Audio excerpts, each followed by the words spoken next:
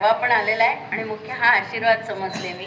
त्याच्यामुळे तुम्हाला विष्णू सहस्त्रनाम ऐकताना किंवा त्याचा विवेचन ऐकताना नक्की आनंद होईल याची मला खात्री आहे. तेवढा मी माझ्या परीने पूर्ण प्रयत्न करेन. कारण आता तुमच्या मला असं वाटतं इथे कुठेतरी विष्णू सहस्त्रनाम होतं रोज म्हणलं जातं. हां, म्हणलं जातं. पण आपण म्हणतो तेव्हा आपल्याला त्याचा अर्थ माहिती नसतो. आपण ते फक्त म्हणण्याचं काम करतो. त्याच्यामुळे आज आपण त्या शब्दांचा अर्थ एक एक समजावून घेऊ.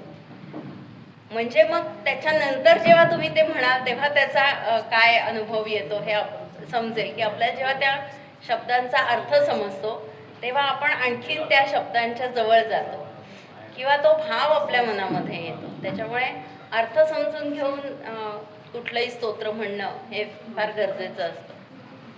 प्रथम तर गुंजाळ काकांचे आभार मानते की त्यांनी आज मला खूप मोठी संधी दिली आहे. कारण अधिक महिना चालू आहे आणि अधिक महिन्यामध्ये विष्णू सहस्त्रनामाचं विवेचन करण्याची संधी मला तुमच्या मोदकेश्वर मंडळामुळे मिळाली आहे. त्याच्यामुळे आधी तर गुंजाळ काकांचे मनपूर्वक आभार मानते. आणखीन मंदिराचे जे पदाधिकारी असेल त्यांचे पण सगळ्यांचे आभार मानते की त्यांच्यामुळे आज ही संधी मला मिळाली. तसं सध्या मी अधिक महिना सुरू झाल्यापासून रोज एका नावाचं विवेचन सगळ्यांसाठी प्रस्तुत करत असते. आज त्यातलाच थोडा भाग घेऊन आपण थोडासा विवेचन करण्याचा प्रयत्न करू. कारण विष्णू सहस्त्रनाम हा इतका मोठा विषय आहे, म्हणजे विष्णूसारखाच व्यापक आहे. त्याच्यामुळे त्याचा 1-1.5 तासात त्याचं विवेचन करणं म्हणजे एका नावावरती सुद्धा 1-1.5 तास आपण ऐकू शकतो, बोलू शकतो. इतका मोठा विषय असताना 1-1.5 तासात मी काही पूर्ण विष्णू सहस्त्रनाम समजावू शकणार नाही. पण माझ्या परीने जितके होईल किंवा आपण मोजकी नावं घेऊन त्या नावांचं विवेचन घेऊ की ज्यायोगे जे नाव आपण घेऊ त्याचा आपल्याला व्यवस्थित अर्थ कळेल. तर अशा पद्धतीने आपण थोडंसं याचं विवेचन करण्याचा प्रयत्न करू. पहिल्यांदा आपण विचार करू की नाव आणि नाम याच्यात काय फरक आहे, बरोबर की नाही. आपण त्याला विष्णू सहस्त्र नाम असं म्हणतो, विष्णू सहस्त्र नाव नाही म्हणत, हो की नाही. किंवा विष्णूंची नावं आम्ही 1000 वेळा म्हणतो असं आपण नाही म्हणत, आपण त्याला नाम म्हणतो. मग काय फरक आहे नाम आणि नावामध्ये, हो की नाही. आपल्याला नाव असतं, माझं नाव आता काकांनी सांगितलं कविता. या नावाने माणसाची ओळख असते किंवा माणसाची ओळख त्या म्हणजे नावामुळे, कर्तृत्वामुळे माहिती असतं आणि म्हणून ते आपलं नाव असतं. पण ते आपल्याबरोबर संपतं की नाही. आपण काही ज्ञानेश्वर माऊली नाही की आपण गेल्यानंतर पण आपलं नाव राहील आणि इतकं शेकडो वर्ष. आपण काही आचार्य नाही, हो ना, शंकराचार्य नाही आपण की आपलं नाव नंतर पण घेतलं जाईल. तर माणसाचं नाव हे माणसाबरोबर संपत असतं. पण भगवंताचं नाव संपतं का.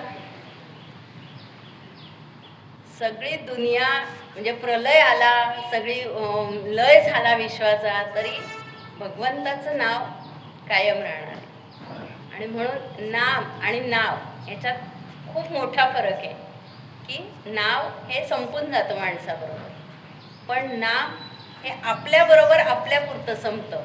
देवाचं जे आपण शेवटच्या क्षणापर्यंत घेतो ते.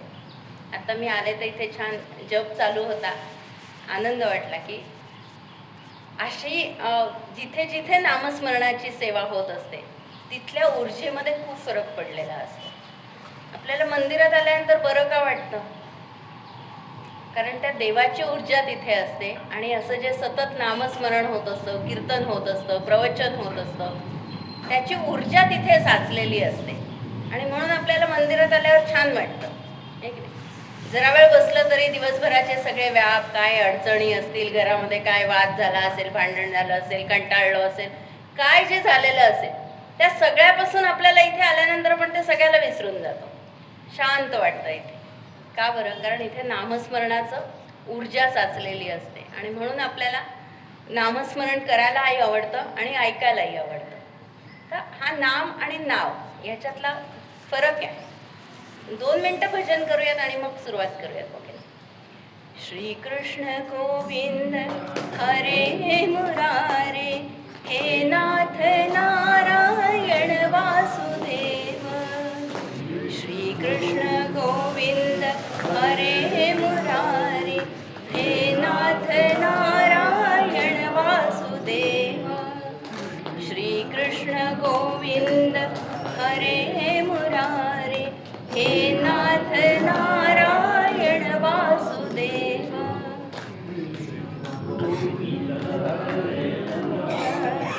हे नाथ नारायण वासुदेव.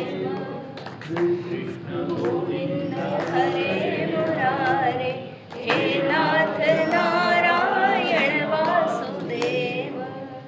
जय जय रघुवीर समर्थ.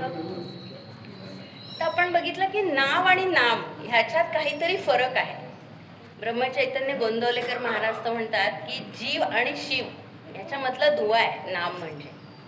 नाम स्वतः सगुण आहे, निर्गुण आहे, पण तसं नाव नसतं. माणसाचं नाव तसं नसतं. महाराज म्हणतात की कोणी जर मला विचारलं की नाव कसं घ्यायला पाहिजे, केव्हा घ्यायला पाहिजे, कोणी घ्यायला पाहिजे, तर पेढा कसा खाऊ असं विचारण्यासारखा आहे हा प्रश्न. महाराज म्हणतात पेढा तुम्ही कुठल्याही बाजूने खा, गोडच लागणार आहे की नाही. तसं नाम केव्हाही घेतलं, कोणीही घेतलं, कसंही घेतलं, तुम्ही उठल्याबरोबर घेतलं का, आंघोळ करून घेतलं का, या कुठल्याही गोष्टीला काहीही महत्त्व नाही. तुमच्या मुखामध्ये सतत भगवंताचं नाव आहे, नाम आहे, एवढंच महत्त्वाचं असतं आणि तेच आपल्याला तारून नेत असतं. आणि म्हणून सतत नामस्मरणात राहणं हे गरजेचं असतं. आता आपण विष्णू सहस्त्रनाम बरेच जण म्हणता आहेत, ज्यांना येत नाही ते ऐकतही असतील, पण बऱ्याचदा आपल्याला त्याचा अर्थ माहिती नसतो. तर तुमच्यासमोर एखादा समजा आपल्याला इंग्लिश येत नाही आणि आपल्यासमोर येऊन एखाद्या माणसाने इंग्लिशमध्ये अखंड बडबड केली, काय कळणार आहे का शंख आपल्याला? काही नाही. आपण एकटक त्याच्या तोंडाकडे बघत बसू फक्त. जी भाषा आपल्याला येतच नाहीये ती भाषा आपण देवासमोर जरी म्हटली तरी ते आपल्याला माहिती आहे का आपण काय सांगतोय देवाला? आपण पूर्ण विष्णू सहस्त्रनाम जरी म्हणलं तरी काय सांगितलंय देवाला हे कळलंय का आपल्याला? नाही कळत. आणि म्हणून त्याचा एकेका शब्दाचा अर्थ समजावून घेणं हे फार गरजेचं असतं. बघा, विष्णू सहस्त्रनाम जेव्हा आपण म्हणतो तेव्हा अगदी एक पहिला उदाहरण आपण जरी घेतलं पहिल्या श्लोकाचं, तर त्याच्यात साधारण 9 नावं आहेत. पण आपण ती म्हणताना सलग म्हणतो, हो की नाही? ओम विश्वम विष्णू षटकार असं पूर्ण म्हणतो की नाही आपण. ही प्रथमा विभक्ती असते संस्कृतची. आणि जेव्हा आपण त्यातलं एक एक नाव काढतो आणि ते एक एक नाव नमः असं म्हणून म्हणतो तेव्हा तो स्वतंत्र मंत्र होत असतो. म्हणजे जेव्हा आपण विष्णू सहस्त्रनाम हे एक एक नाव घेऊन जेव्हा म्हणतो तेव्हा ते 1000 मंत्र म्हटल्यासारखं त्याचं पुण्य आपल्याला मिळत असतं. त्याला चतुर्थ्यांत आपण नमः लावतो आणि त्याच्या सुरुवातीला म्हणजे प्रथम आपण त्याला ओंकार किंवा श्रीकार युक्त आपण ते म्हणत असतो. म्हणजे ओम विष्णवे नमः हे एक नाव झालं. ओम विश्वस्मयी नमः. ओके. तर आपण जेव्हा स्तोत्र म्हणतो तेव्हा त्या श्लोकामध्ये एका पाठोपाठ एक नावं आपण म्हणत असतो आणि जेव्हा आपण त्याचा मंत्र म्हणून म्हणत असतो तेव्हा तो चतुर्थ्यांत नमः असं म्हणून आपण एक एक नाव जेव्हा घेतो तेव्हा त्याला माला मंत्र असं म्हणतात. आणि ह्या माला मंत्राचं महत्त्व हे स्तोत्रापेक्षाही जास्त आहे. का बरं? कारण तो प्रत्येक एक मंत्र आहे आणि प्रत्येक एका नावानंतर आपला नमस्कार विष्णूपर्यंत पोहोचवणारे आहोत.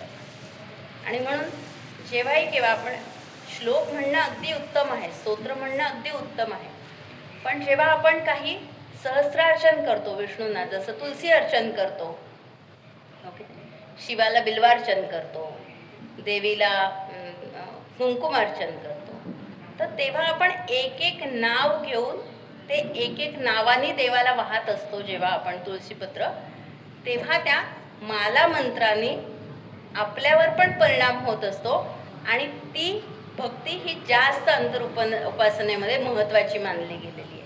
आणि म्हणून एक एक नाव म्हणणं हे जास्त योग्य पद्धतीचं असतं आणि त्याचा अर्थ समजून घेऊन जेव्हा तुम्ही ते म्हणता तेव्हा तुम्ही देवाला काय सांगता आहात आणि देवाकडनं त्याचं काय उत्तर येतं आहे हे पण आपल्याला कळतं, हो की नाही? आणि त्याच्यामुळे अर्थ समजून घेऊन जेव्हा आपण स्तोत्र कुठलंही म्हणतो त्याचा परिणाम हा वेगळा येत असतो. आणि म्हणून नाम घेताना नेहमी जितक्या आपण पवित्रतेने घेतो, जितक्या शुद्धपणे आपण ते घेऊ, तेवढा त्याचा फायदा जास्ती होत असतो. आणि म्हणून ते संथा घेऊन शिकलं पाहिजे. विष्णू सहस्त्रनाम जरी आपण म्हणत असलो तरी ते संथा घेऊन कुणाकडून शिकून आणि मग म्हणायला पाहिजे. मी जसं म्हणलं की महाराज म्हणतात, ब्रह्मचैतन्य गोंदवलेकर महाराज म्हणतात की जीव आणि शिवामधला तो दुवा आहे नामस्मरण म्हणजे. मग आपल्याला नामस्मरण आपण सतत चालू ठेवलं पाहिजे. कशासाठी चालू ठेवलं पाहिजे? आपण बघा आरती म्हणतो, रामदासांनी लिहिलेली, समर्थ रामदासांनी रचलेली, संकटी पावावे निर्वाणी रक्षावे. आम्हाला किती सवय असते की नाही, आरती फिरत असते, आमचं तोंड पण चालू असतं. पण निर्वाणी रक्षावे म्हणजे काय म्हणायचंय महाराजांना? जो शेवटचा क्षण येणार आहे त्या क्षणी आपल्या मुखामध्ये देवाचं नाव असलं पाहिजे. निर्वाण म्हणजे काय? मरण. तर त्या शेवटच्या क्षणी माझ्या समोर भगवंत उभे हवे, त्यांचं स्मरण हवं. आणि म्हणून आपण आरतीमध्ये म्हणत असतो, संकटी पावावे निर्वाणी रक्षावे. तो शेवटचा क्षण माझं रक्षण कर, त्या क्षणी तू माझ्या बरोबरच. ह्याच्यासाठी आपण आरती. बघा आता मराठीमधली आरती सुद्धा आपल्याला पूर्ण माहिती नसते, आपण किती सवयीने नुसतं म्हणत असतो, पण त्याचा अर्थ जोपर्यंत आपल्या हृदयाशी पोचत नाही तोपर्यंत आपल्याला त्याचा खऱ्या अर्थाने त्याचा अर्थ माहिती नसतो. म्हणजे आपलं सवयीने म्हणणं वेगळं आणि त्याचा अर्थ समजून घेऊन म्हणणं याच्यामध्ये फार फरक आहे. आता आपण श्रवण पण जेव्हा करतो तर आपलं लक्ष असतं का त्या स्तोत्राकडे? एकीकडे पोळ्या चाललेल्या असतात, कुकरच्या शिट्ट्या होत असतात, इकडची मंडळी पण कोणीतरी मित्रांशी बोलत असतात, पेपर वाचत असतात आणि स्तोत्र आपलं एकीकडे चालू असतं. आपलं मन त्याच्यात असतं का? हृदय त्याच्यामध्ये असतं का? नसतं. पण एकनाथ महाराज म्हणतात की श्रवण कसं करावं? श्रवण ह्या शब्दाचा अर्थ काय? श्रवण म्हणजे नुसतं ऐकणं नाहीये. श्रवण म्हणजे जे ऐकलेले ते आपल्या आचरणात असणं, ह्याला श्रवण म्हणतात. एकनाथ महाराज तर म्हणतात की चुकल्या पुत्राची वार्ता जैसे ऐकत असे माता. म्हणजे बघा, जत्रेत समजा मूल हरवलं एखाद्या बाईचं आणि तिला कोणी येऊन जर सांगितलं की अमुक ठिकाणी तुमचा मुलगा आहे किंवा त्यांनी हा शर्ट घातलाय का, तो असा दिसतोय का, तर ती आई कशी ऐकेल बरं आपल्या मुलाचं, हरवलेल्या मुलाचा? हा विचार करा तुम्ही की हरवलेल्या मुलाची बातमी आई कशी ऐकेल, कुठल्या जिव्हाळ्याने ऐकेल, जीवाचं प्राण करून ऐकेल, कानात प्राण आणून ऐकेल. असं श्रवण झालं पाहिजे विष्णू सहस्त्रनामाचं, तर त्या श्रवणाला अर्थ आहे असं एकनाथ महाराज म्हणतात. की आपण ऐकताना ते स्तोत्र जरी आपल्याला येत नसलं तरी आपण जेव्हा ते ऐकू तेव्हा ते तितक्या जिव्हाळ्याने ऐकलं गेलं पाहिजे, तितक्या भक्तीने, तितक्या तन्मयतेने ते ऐकलं गेलं पाहिजे, तर ते स्तोत्र ऐकण्याचा आणि त्याचा अंगीकार झाला पाहिजे, ते आपल्या आचरणात असलं पाहिजे. हा तर आपल्या दृष्टीने खूपच लांबचा भाग असतो. ओके, आपण जेव्हा आता एक एक नाव घेऊ तेव्हा लक्षात घेऊ आपण की जे आपण ऐकतो तसं आपण वागतो का? साधारणतः नाही, हेच उत्तर येतं आपल्याकडं. ओके, विष्णू सहस्त्रनामात म्हणलं की मोह मत्सर सोडायचा, आपल्याकडून सुटतो का? नाही सुटत.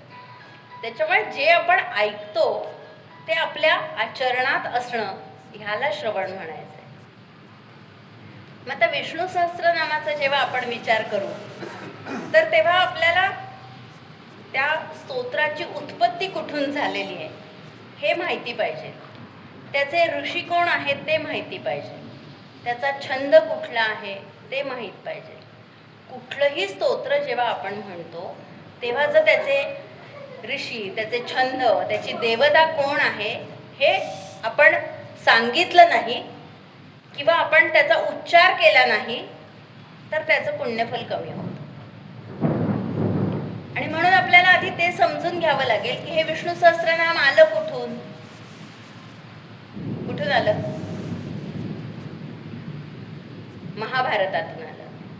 महाभारताच्या अनुशासन पर्वामध्ये युधिष्ठिर आणि भीष्माचार्य यांच्या दोघांचा संवाद म्हणजे हे विष्णू सहस्त्रनाम आहे. पण म्हणून ते भीष्माचार्यांनी रचलंय का?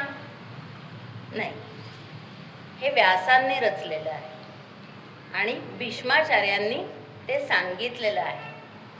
आता डोळ्यासमोर आणा की भीष्माचार्य शरपंजरी पडलेले आहेत आणि त्यावेळेला आत्ता जे मी तुम्हाला सांगितलं की निर्वाणीचा क्षण चांगला जावा म्हणून आपण नामस्मरण केलं पाहिजे. मग आता भीष्माचार्यांचा हा निर्वाणीचा क्षण आहे, त्यांना या दुनियेतून निघायचं आहे आणि म्हणून साहजिक मनाची इच्छा काय आहे की श्रीकृष्णाने आपल्या समोर असावं आणि म्हणून ते नामस्मरणात दंग आहेत.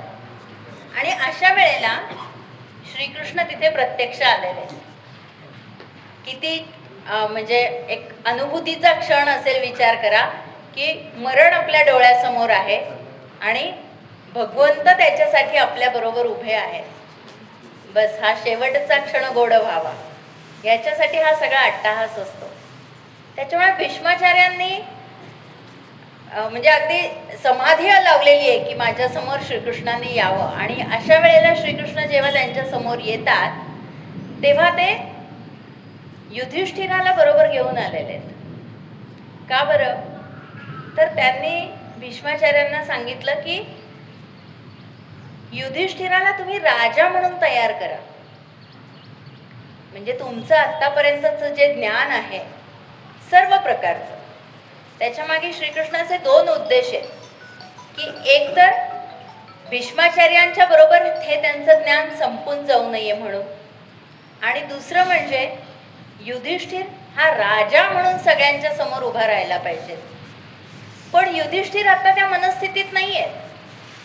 कारण काय, युद्ध झालंय आणि युधिष्ठिराने आपल्या बऱ्याच आप्तांना मारलेलं आहे. हो की नाही? कुठे गुरु आहे, कुठे काका आहे, कुठे चुलत भाऊ आहे, कुठे पुतणे आहे. अशा सगळ्या आपल्याच लोकांना युधिष्ठिराने मारलेलं आहे आणि त्याच्यामुळे ते व्यथित आहेत. त्यांना असं वाटतंय की हे राज्य घेऊन आता मी काय करणार आहे. जेव्हा माझी माणसंच माझ्या बरोबर नाहीये तर ह्या राज्याचं मी काय करायचंय. साहजिक आहे की नाही? आणि त्याच्यामुळे त्यांना असं वाटतंय की त्यापेक्षा हे युद्ध व्हायला नको होतं. पण श्रीकृष्णांची भूमिका वेगळी आहे. ते म्हणतात की राजाने कसं असायला पाहिजे, स्थितप्रज्ञ असायला पाहिजे, सुखदुःखे समेत कृत्वा असायला पाहिजे. मग कितीही सुखात असो किंवा कितीही दुःखात असो त्या राजाने स्थिर राहिलं पाहिजे, स्थितप्रज्ञ राहिलं पाहिजे आणि तरच तो राजा म्हणून योग्य रीतीने काम करू शकतो. विष्णू सहस्त्रनाम ऐकताना किंवा समजून घेताना हे वाक्य पण फार महत्त्वाचं आहे. हा, सुखदुःख समेत कृत्वा. आपण असे वागतो का? नाही. कारण आपण सुख असेल तर सुखात वाहून जातो आणि दुःख असेल तर दुःखात पण वाहून जातो. आपल्याला स्थिर राहता येत नाही. हो की नाही? जो की सुखाचा क्षण येऊ अर्थात दुःखाचा क्षण येऊ, आपण स्थितप्रज्ञ राहता आलं पाहिजे, तर त्याला महत्त्व आहे. आणि गीतेचं काय किंवा विष्णू सहस्त्रनामाचं काय शिकवण हीच आहे की तुम्हाला स्थिर राहता आलं पाहिजे.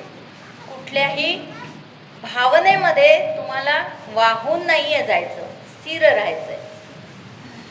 आणि म्हणून श्रीकृष्णाने युधिष्ठिराला बरोबर आणलेलं आहे आणि युधिष्ठिराला सांगितलेलं आहे की तुला आता भीष्माचार्यांकडून उपदेश घ्यायचा आहे की ज्या योगे तू उत्तम पद्धतीने राज्य करू शकशील. आणि आता ते भीष्माचार्यांना सांगतायत की तुम्ही त्याला उपदेश करा. आता भीष्माचार्य काय म्हणतायत की मी शरपंजरी पडलेलो आहे. बघा, बाणाच्या शय्येवर पौडलेले आहेत. हा शब्द खरं इथे योग्य नाही होणार, कारण अतिशय जखमा आहेत, विद्ध आहेत. आणि अशा वेळेला काहीतरी उपदेश करण्याचे माणसात त्राण असतील का? तर भीष्माचार्य म्हणतात माझं शरीर सुकत चाललंय, शोष पडलाय घशाला, मी कसा उपदेश करणार युधिष्ठिराला. आणि तेव्हा श्रीकृष्ण सांगतात की तुम्ही हे कार्य उत्तम रीतीने पार पाडणार आहात. आणि या भरोशावर भीष्माचार्य युधिष्ठिराला उपदेश करतायत. बघा हा, तुम्ही महाराजांनी, एकनाथ महाराजांनी सांगितले तसं श्रवण केलेलं असेल तर तुमच्या लक्षात आलं असेल की श्रीकृष्णांनी काय भरोसा दिला त्यांना, की तुम्ही हे कार्य उत्तमपणे पार पाडाल. म्हणजे काय, की शारीरिक आणि मानसिक दोन्ही व्याधी मी तुमच्या हरून घेणार आहे. हो की नाही? म्हणजे आपण जेव्हा विष्णू सहस्त्रनाम म्हणणार आहोत तेव्हा आपल्याला त्याचा फायदा काय होणार आहे, आपली शारीरिक आणि मानसिक दोन्ही व्याधीपासून आपल्याला मुक्तता मिळणार आहे. शारीरिक व्याधीपासून सुटका एक सहज आठवलं म्हणून सांगते. आत्ता 2-3 दिवसापूर्वी एक आयुर्वेदाचार्य आहेत मानसी धामणकर, त्यांनी एक प्रयोग म्हणून काही पेशंटवरती हा प्रयोग केलेला आहे की ज्यांचं ब्लड प्रेशर वाढलेलं आहे त्यांना सतत 15 दिवस विष्णू सहस्त्रनाम ऐकवलेलं आहे आणि त्यांचं BP नॉर्मल झालेलं आहे. ही शारीरिक मुक्तता जी भीष्माचार्यांनी सांगितली. आणि मग भीष्माचार्य त्याला उपदेश करतायत युधिष्ठिराला. तर युधिष्ठिर पहिल्यांदा 6 प्रश्न विचारतो की असा कुठला देव आहे की ज्याची मी पूजा करू शकतो, असा कोण आहे ज्याचं नामस्मरण केलं पाहिजे, असा कोण आहे जो जन्मसंसार बंधनातून आम्हाला मुक्त करेल. असे 6 प्रश्न जेव्हा युधिष्ठिर त्याला विचारतात भीष्माचार्यांना, तेव्हा त्याला जे उत्तर दिलेलं आहे भीष्माचार्यांनी ते म्हणजे विष्णू सहस्त्रनाम आहे. त्याच्यामुळे एक एक शब्द भीष्माचार्यांनी त्यांना सांगितलेला आहे युधिष्ठिराला आणि तो युधिष्ठिरांनी उपदेश ऐकलेला आहे. त्याच्यामध्ये सगळंच ज्ञान भीष्माचार्यांनी त्यांना दिलेलं आहे. आता आपण जेव्हा याचा अर्थ बघणार आहोत तर हा अर्थ मी शांकर भाष्यानुसार तुम्हाला सांगणार आहे. शांकर भाष्य म्हणजे आद्य शंकराचार्यांनी विष्णू सहस्त्रनामावरती जे भाष्य लिहिलेलं आहे, जी टीका लिहिलेली आहे, जो अर्थ आपल्याला समजावून सांगितलेला आहे, त्याच म्हणजे थोडक्यात आचार्यांचे शब्द मी तुमच्यापर्यंत पोहोचवणार आहे. त्याच्यामुळे पहिलं वंदन आचार्यांना पण आहे. कारण आचार्यांनी जर आपल्याला हे विष्णू सहस्त्रनाम समजावून सांगितलं नसतं तर आपल्याला काही हे विष्णू सहस्त्रनाम कळलं नसतं. त्यांचे आपल्यावर इतके उपकार आहेत. आज आपण मंदिरांमध्ये बसून जर कीर्तन प्रवचन करू शकतो तर याचा पहिलं श्रेय जर कोणाला द्यावं लागेल तर ते आचार्यांना, शंकराचार्यांना. अन्यथा हिंदू धर्म सुद्धा टिकला नसता किंवा आज आपण हिंदू म्हणून मानाने जगू शकलो नसतो. त्याच्यामुळे पहिलं वंदन आचार्यांना तर आहेच. आणि त्यांनी जे भाष्य सांगितलेलं आहे ते आणि इतर ग्रंथांमधून त्या शब्दांचा काय अर्थ सांगितला गेलेला आहे ह्याचा आधार घेऊन मी तुम्हाला आज हे विष्णू सहस्त्रनाम सांगणार आहे किंवा त्याचं विवेचन करण्याचा प्रयत्न करणार आहे. आता हे विष्णू सहस्त्रनाम का ऐकायचं, आपण आता जसं सांगितलं की भीष्माचार्यांनाच त्यांनी सांगितलंय की तुम्ही सांगा, तुम्ही हे कार्य पूर्ण कराल. कारण शारीरिक आणि मानसिक व्याधी त्यांनी श्रीकृष्णाने भीष्माचार्यांच्या घेऊन टाकलेले आहेत आणि म्हणून भीष्माचार्य हा उपदेश करू शकलेले आहे. पण आपण भीष्माचार्य आहोत का? नाही. आपल्या मनात पहिला प्रश्न काय असतो, मला काय फायदा होईल याच्यापासून, का वाचायचंय मी हे स्तोत्र. आजची पिढी जर हा प्रश्न पहिल्यांदा विचारते, हे का करायचं. आणि आपल्या पण मनामध्ये, सामान्य माणसाच्या मनामध्ये हा प्रश्न असतो की मला ह्या स्तोत्र म्हणल्यापासून काय फायदा होणार आहे. आणि जो फायदा सांगितला जातो त्याला आपण काय म्हणतो, फलश्रुती. म्हणजे या स्तोत्राचं फळ मला काय मिळणार आहे हे कळल्याशिवाय काही आपण स्तोत्र म्हणत नाही कुठलं. आणि सगळ्या स्तोत्रांना फलश्रुती असतेच असते. तर जाता ह्या 2 शब्दांचा अर्थ एवढ्यासाठी की आपल्याला आपण कशासाठी हे स्तोत्र म्हणणार आहोत हे माहिती पाहिजे. तर जशी शारीरिक आणि मानसिक व्याधी आपली हरली जाणार आहे, त्याचबरोबर जसं अगदी सुरुवातीला आपण म्हणलं निर्वाणीचा क्षण आपला हा सुखकारक गेला पाहिजे म्हणून विष्णू सहस्त्रनाम म्हणायचं. कारण विष्णू हा मोक्ष मुक्ती देणारा आहे आणि म्हणून आपल्याला विष्णू सहस्त्रनाम म्हणायचं. आता मी आज अधिक महिन्याविषयी तुम्हाला काही जास्त सांगणार नाही आहे, कारण मला असं वाटतं पहिल्या 1-2 सत्रांमध्ये तुम्ही अधिक महिन्याचं महत्त्व ऐकलेलं आहे. पण अधिक मास हा पुरुषोत्तम मास म्हणून म्हणला गेलेला आहे की पुरुषोत्तमाची जितकी जास्तीत जास्त सेवा होईल तितकी या महिन्यामध्ये केली पाहिजे, उपासना केली पाहिजे.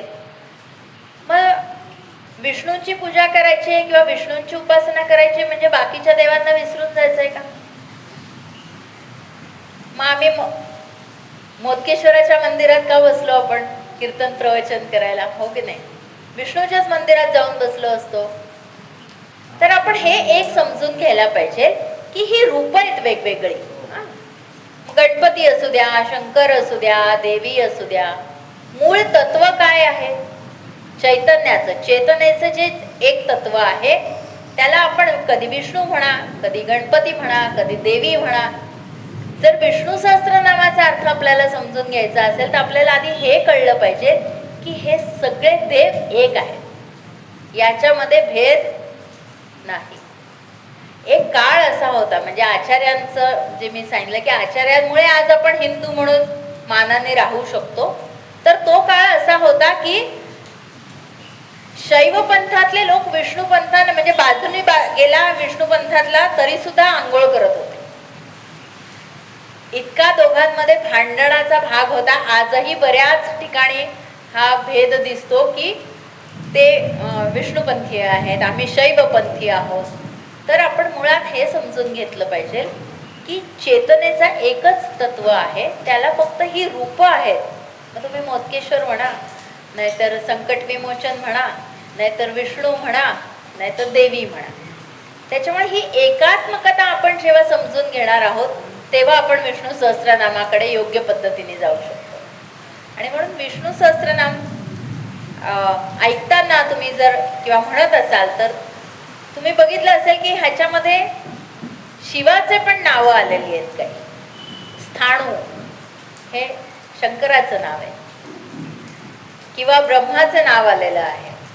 तर आपण हा मुद्दा आधी मनामध्ये घ्यायला पाहिजे की ही सगळी जे नावं आहेत किंवा जे तत्व आहे ते एकच आहे.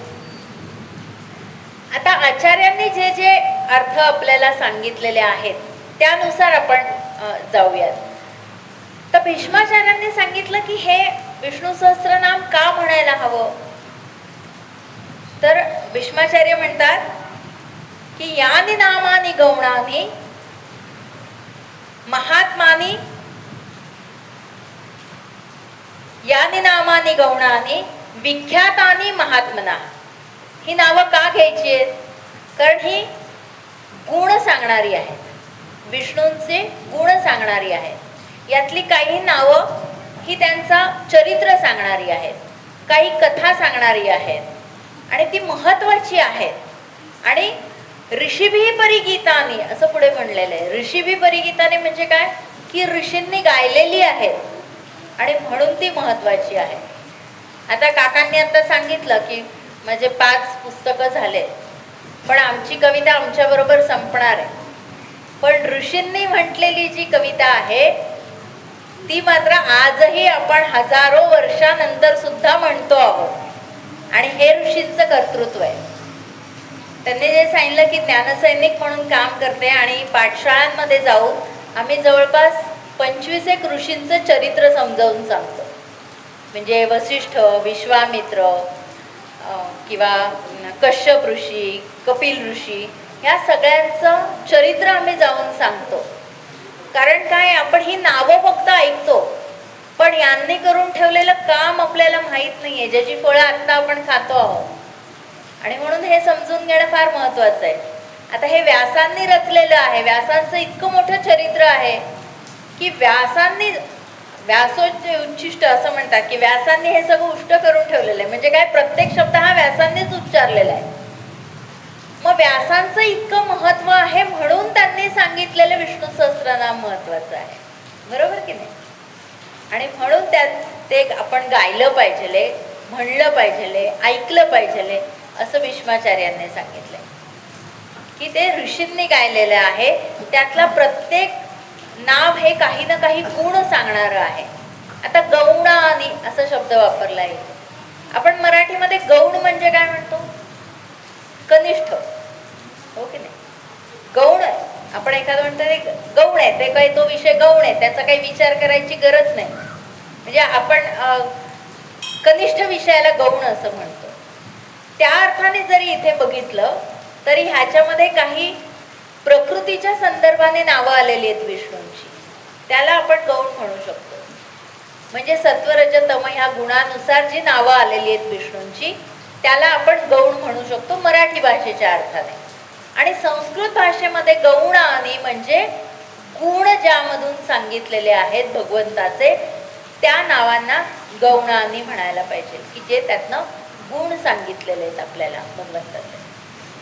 आणि त्याचं महात्म्य आहे, ते म्हणल्याने आपल्याला फायदा आहे आणि म्हणून ते महत्त्वाचे आहेत, प्रसिद्ध आहेत ते नावं आणि म्हणून ते घ्यायला पाहिजेत असं भीष्माचार्यांनी सांगितलेलं आहे. मग आता पहिला जो श्लोक येतो विश्वम विष्णू वषट्कारो, तर ह्याच्यामध्ये सुरुवात कशाने झालेली आहे विष्णू सहस्रनामाची? विश्व या शब्दाने. आता तसं बघायला जाता विष्णू या शब्दाने सुरुवात व्हायला हवी होती की नाही? आपण गीता म्हणतो तेव्हा काय म्हणतो? धर्मक्षेत्रे कुरुक्षेत्र. धर्म या शब्दाने गीतेची सुरुवात झाली आहे, कारण पूर्ण गीतेमध्ये आपल्याला धर्म समजावून सांगितला गेलेला आहे. मग इथे पण तसं व्हायला पाहिजे होतं की नाही, की विष्णूपासून सुरुवात होऊन मग पुढे स्तोत्र म्हणलं गेलं पाहिजे होतं आणि ते छंदात पण बसलं असतं.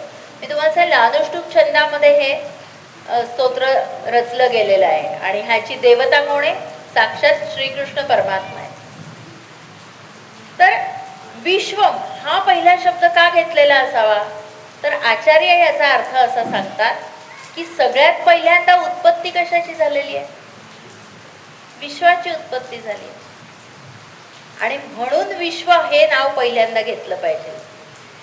हे विश्व म्हणजे ह्याच्यामध्ये उत्पत्ती स्थिती लय आहे आणि म्हणून त्यांचं नाव विश्व असं आहे.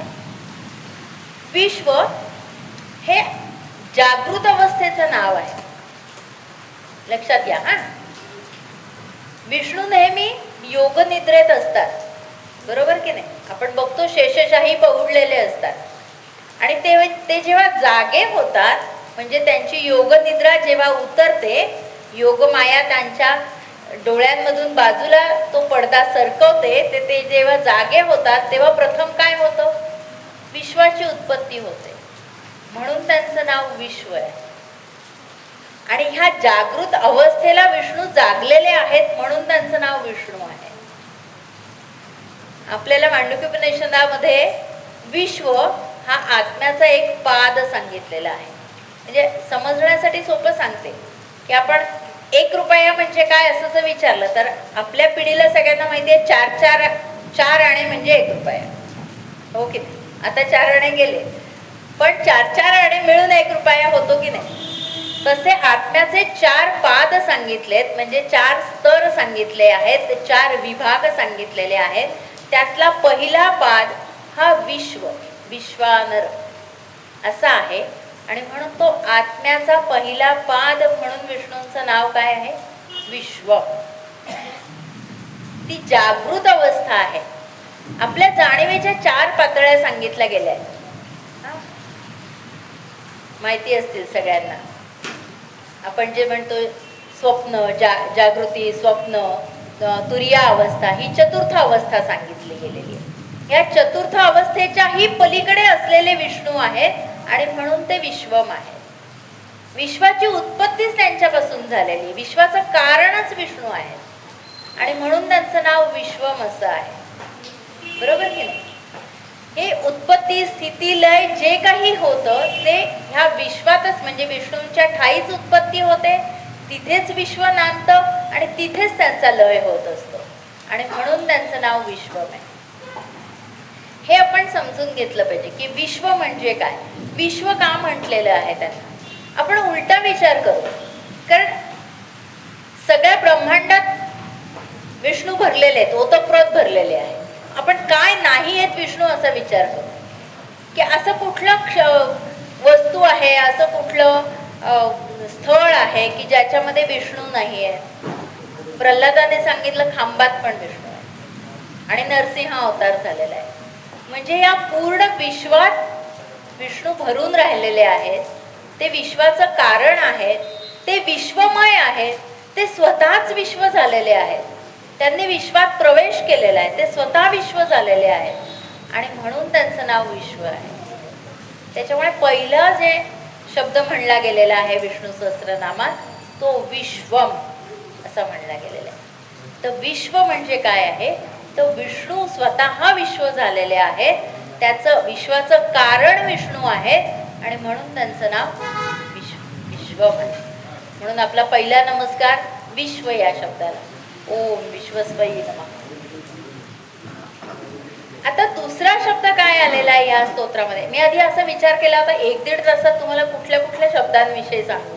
1000 नावं आहेत, आपल्याला शक्यच नाहीये एवढं, म्हणजे 10 पण नावं नाही होणार आज आपली, हो की नाही. मग कुठली नावं घ्यावी आणि कुठली सोडावी असा प्रश्न मला पडला होता.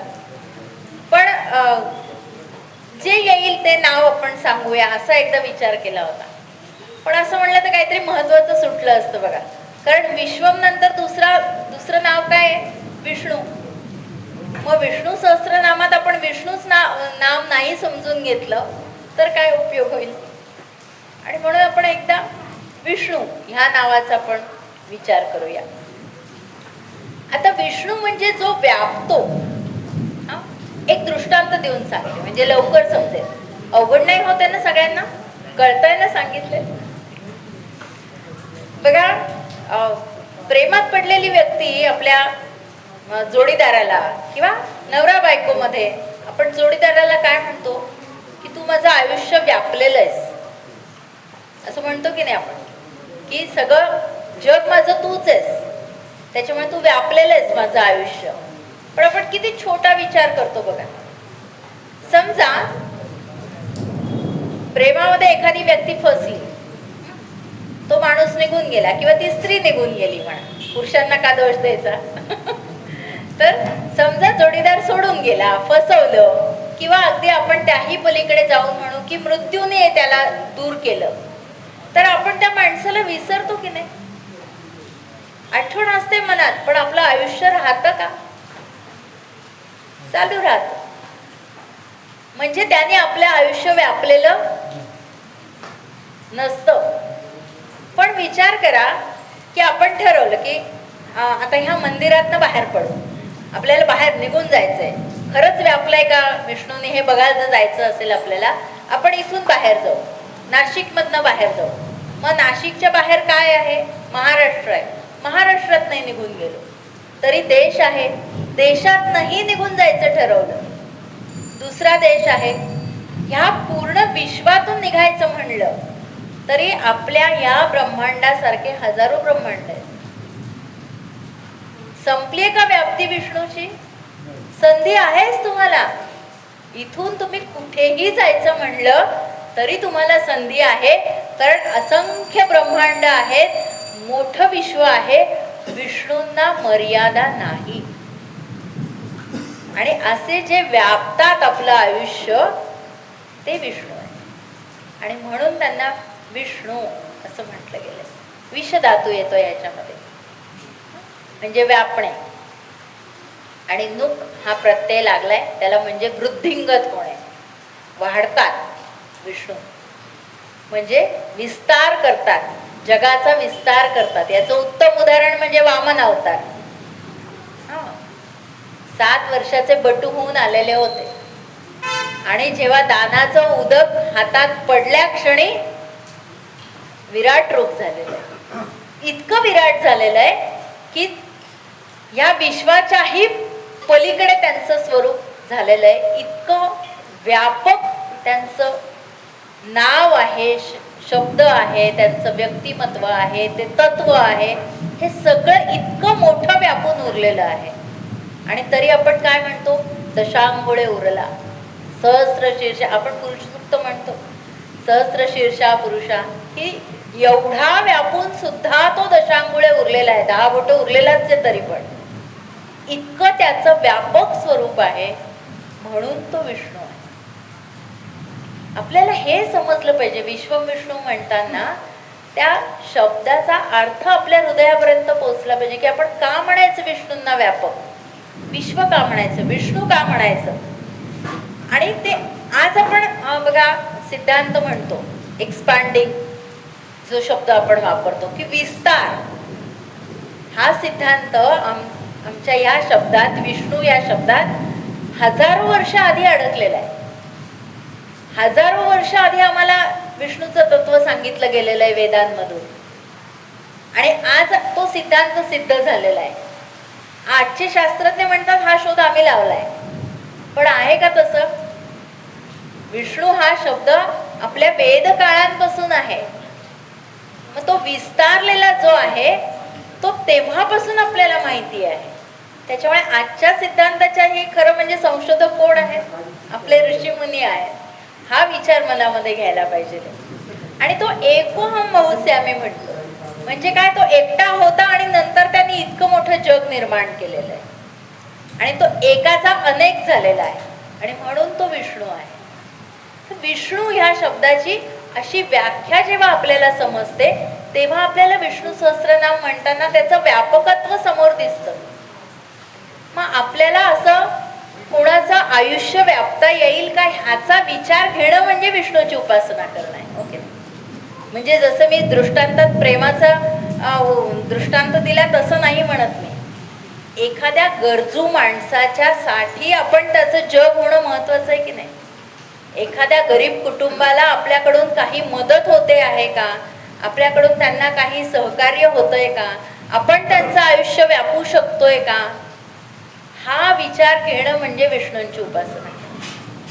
विष्णूंसारखा आपल्याला व्यापता येणार आहे का जगाला, ह्याचा विचार करणं म्हणजे विष्णूंची उपासना करणं.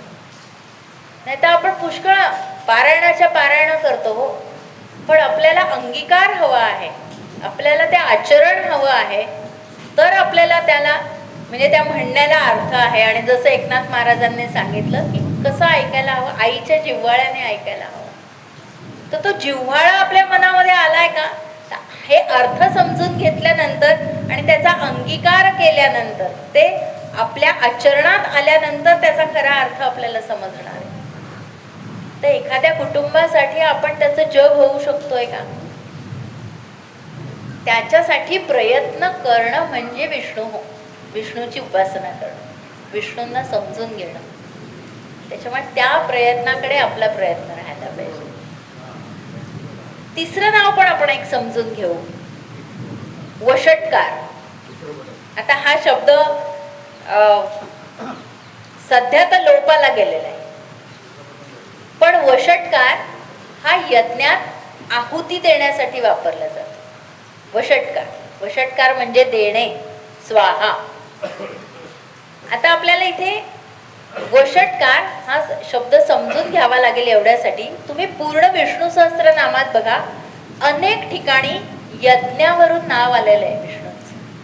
म्हणताय तुम्ही सगळ्यांना विष्णू सहस्त्रनाम, त्याच्यामुळे तुम्हाला ती शब्द माहिती आहे की यज्ञ ह्या नावाने अनेक नावं विष्णूंची या स्तोत्रामध्ये आलेली आहेत. यज्ञो वै विष्णू असं म्हणलेलं आहे. म्हणजे यज्ञ म्हणजेच विष्णू आहेत आणि विष्णू म्हणजेच यज्ञ आहे. आणि मग त्याच्यामध्ये स्वाहा, वषटकार म्हणजे वषटकार सुद्धा विष्णूच आहे. मग आज आपण यज्ञ करतो आहोत का, आचरण आहे का आपलं? इथे मला काकांच्या पत्रिकेमध्ये दिसलं की विष्णू याग झालाय. मग हे आचरण जर होत असेल तर आपण विष्णूची उपासना करतो असं म्हणायला पाहिजे. म्हणजे तो अंगीकार आपल्या आयुष्यात असायला पाहिजे, तर विष्णूंची उपासना झाली असं म्हणायला पाहिजे. आता ह्याच्यामध्ये 2 शब्द येतात, वषटकार, स्वाहा आणि स्वधा. हे शब्द आपण ऐकलेले असतात, पण आपल्याला त्याचा योग्य अर्थ माहिती नसतो. वषटकार हा श्रौत यज्ञ जेव्हा केले जातात, त्या श्रौत यज्ञामध्ये जी आहुती दिली जाते त्याला वषटकार असं म्हणतात. आता श्रौत यज्ञ म्हणजे काय? सगळ्या संकल्पना कळल्या तर विष्णू समजेल आपल्याला. ओके. तर वेदांनी श्रुतींनी जे यज्ञ सांगितलेले आहेत, म्हणजे आपण अग्निष्टोम म्हणू किंवा सोमयाग म्हणू, आणखी वाजपेयी यज्ञ म्हणू, हे सगळे श्रुतींनी सांगितलेले यज्ञ आहेत. हे यज्ञ जेव्हा होतात तेव्हा त्याच्यामध्ये जी आहुती दिली जाते त्यावेळेला वषट्कार केला जातो. वषट म्हणून आहुती दिली जाते. आहुती दिली जाते बरं का, टाकली जाते नाही. यज्ञ हा अग्नी आहे, अग्नी देव आहे आणि तो आपल्याला द्युलोक आणि भूलोकामधला काय म्हणू दुवा आहे. आपण श्रीसुक्त म्हणतो, जात वेदोम आव असं म्हणतो की नाही श्रीसुक्तात. हा जातदेव कोण आहे? हा अग्नी आहे. त्या अग्नीला आपण प्रार्थना करतो की मला धन मिळू दे, लक्ष्मी मिळू दे आणि तुझ्या मार्फत हा निरोप भगवतीपर्यंत पोहोचव. म्हणून या अग्नीचं महत्व आहे. आणि म्हणून आपण यज्ञ जेव्हा म्हणतो तर यज्ञ हा काय आहे हे आपल्याला समजलं पाहिजे. यज्ञ हे समर्पण आहे. मी आता परत सांगितलं की आहुती द्यायची असते, अशी दिली जाते. त्याला बोटांचा सुद्धा, त्याला ह्या दोन्ही बोटांचा स्पर्श होऊ दिला जात नाही. ह्या दोन बोटांनी आहुती दिली जाते. हे द्यायचं आहे, समर्पण आहे. हे आपला भाव द्यायचा आहे अग्नीमध्ये. तुम्ही बघा, नेहमी जर यज्ञामध्ये जे बसलेले असतात ब्राह्मण, ते अशी आहुती देणार आणि आपल्यापैकी कोणी बसलं तर आपण असे टाकतो, हो की नाही? ह्याच्यात भाव नाहीये, ह्याच्यात पूजा नाहीये. पण जेव्हा आहुती दिली जाते तेव्हा त्याच्यामध्ये तुमचं समर्पण असायला, तुमचा भाव असायला पाहिजे. आणि म्हणून वषट्कार हे विष्णूंचं नाव आहे. त्याच्यानंतर स्वाहा हा शब्द मी तुम्हाला सांगितला. आता स्वाहा हा शब्द केव्हा वापरला जातो? जेव्हा स्मार्त यज्ञ केले जातात. आपण पहिल्यांदा बघितले श्रौत यज्ञ, बरोबर की नाही? अग्निष्टोम, सोमयाग हे आपण श्रौत यज्ञ बघितले, म्हणजे श्रुतींनी सांगितलेले, म्हणजे वेदांनी सांगितलेले. आता कुठले सांगते मी? स्मार्त यज्ञ, म्हणजे स्मृतींनी सांगितलेले. मग आता स्मृतींनी सांगितलेले यज्ञ कुठले कुठले?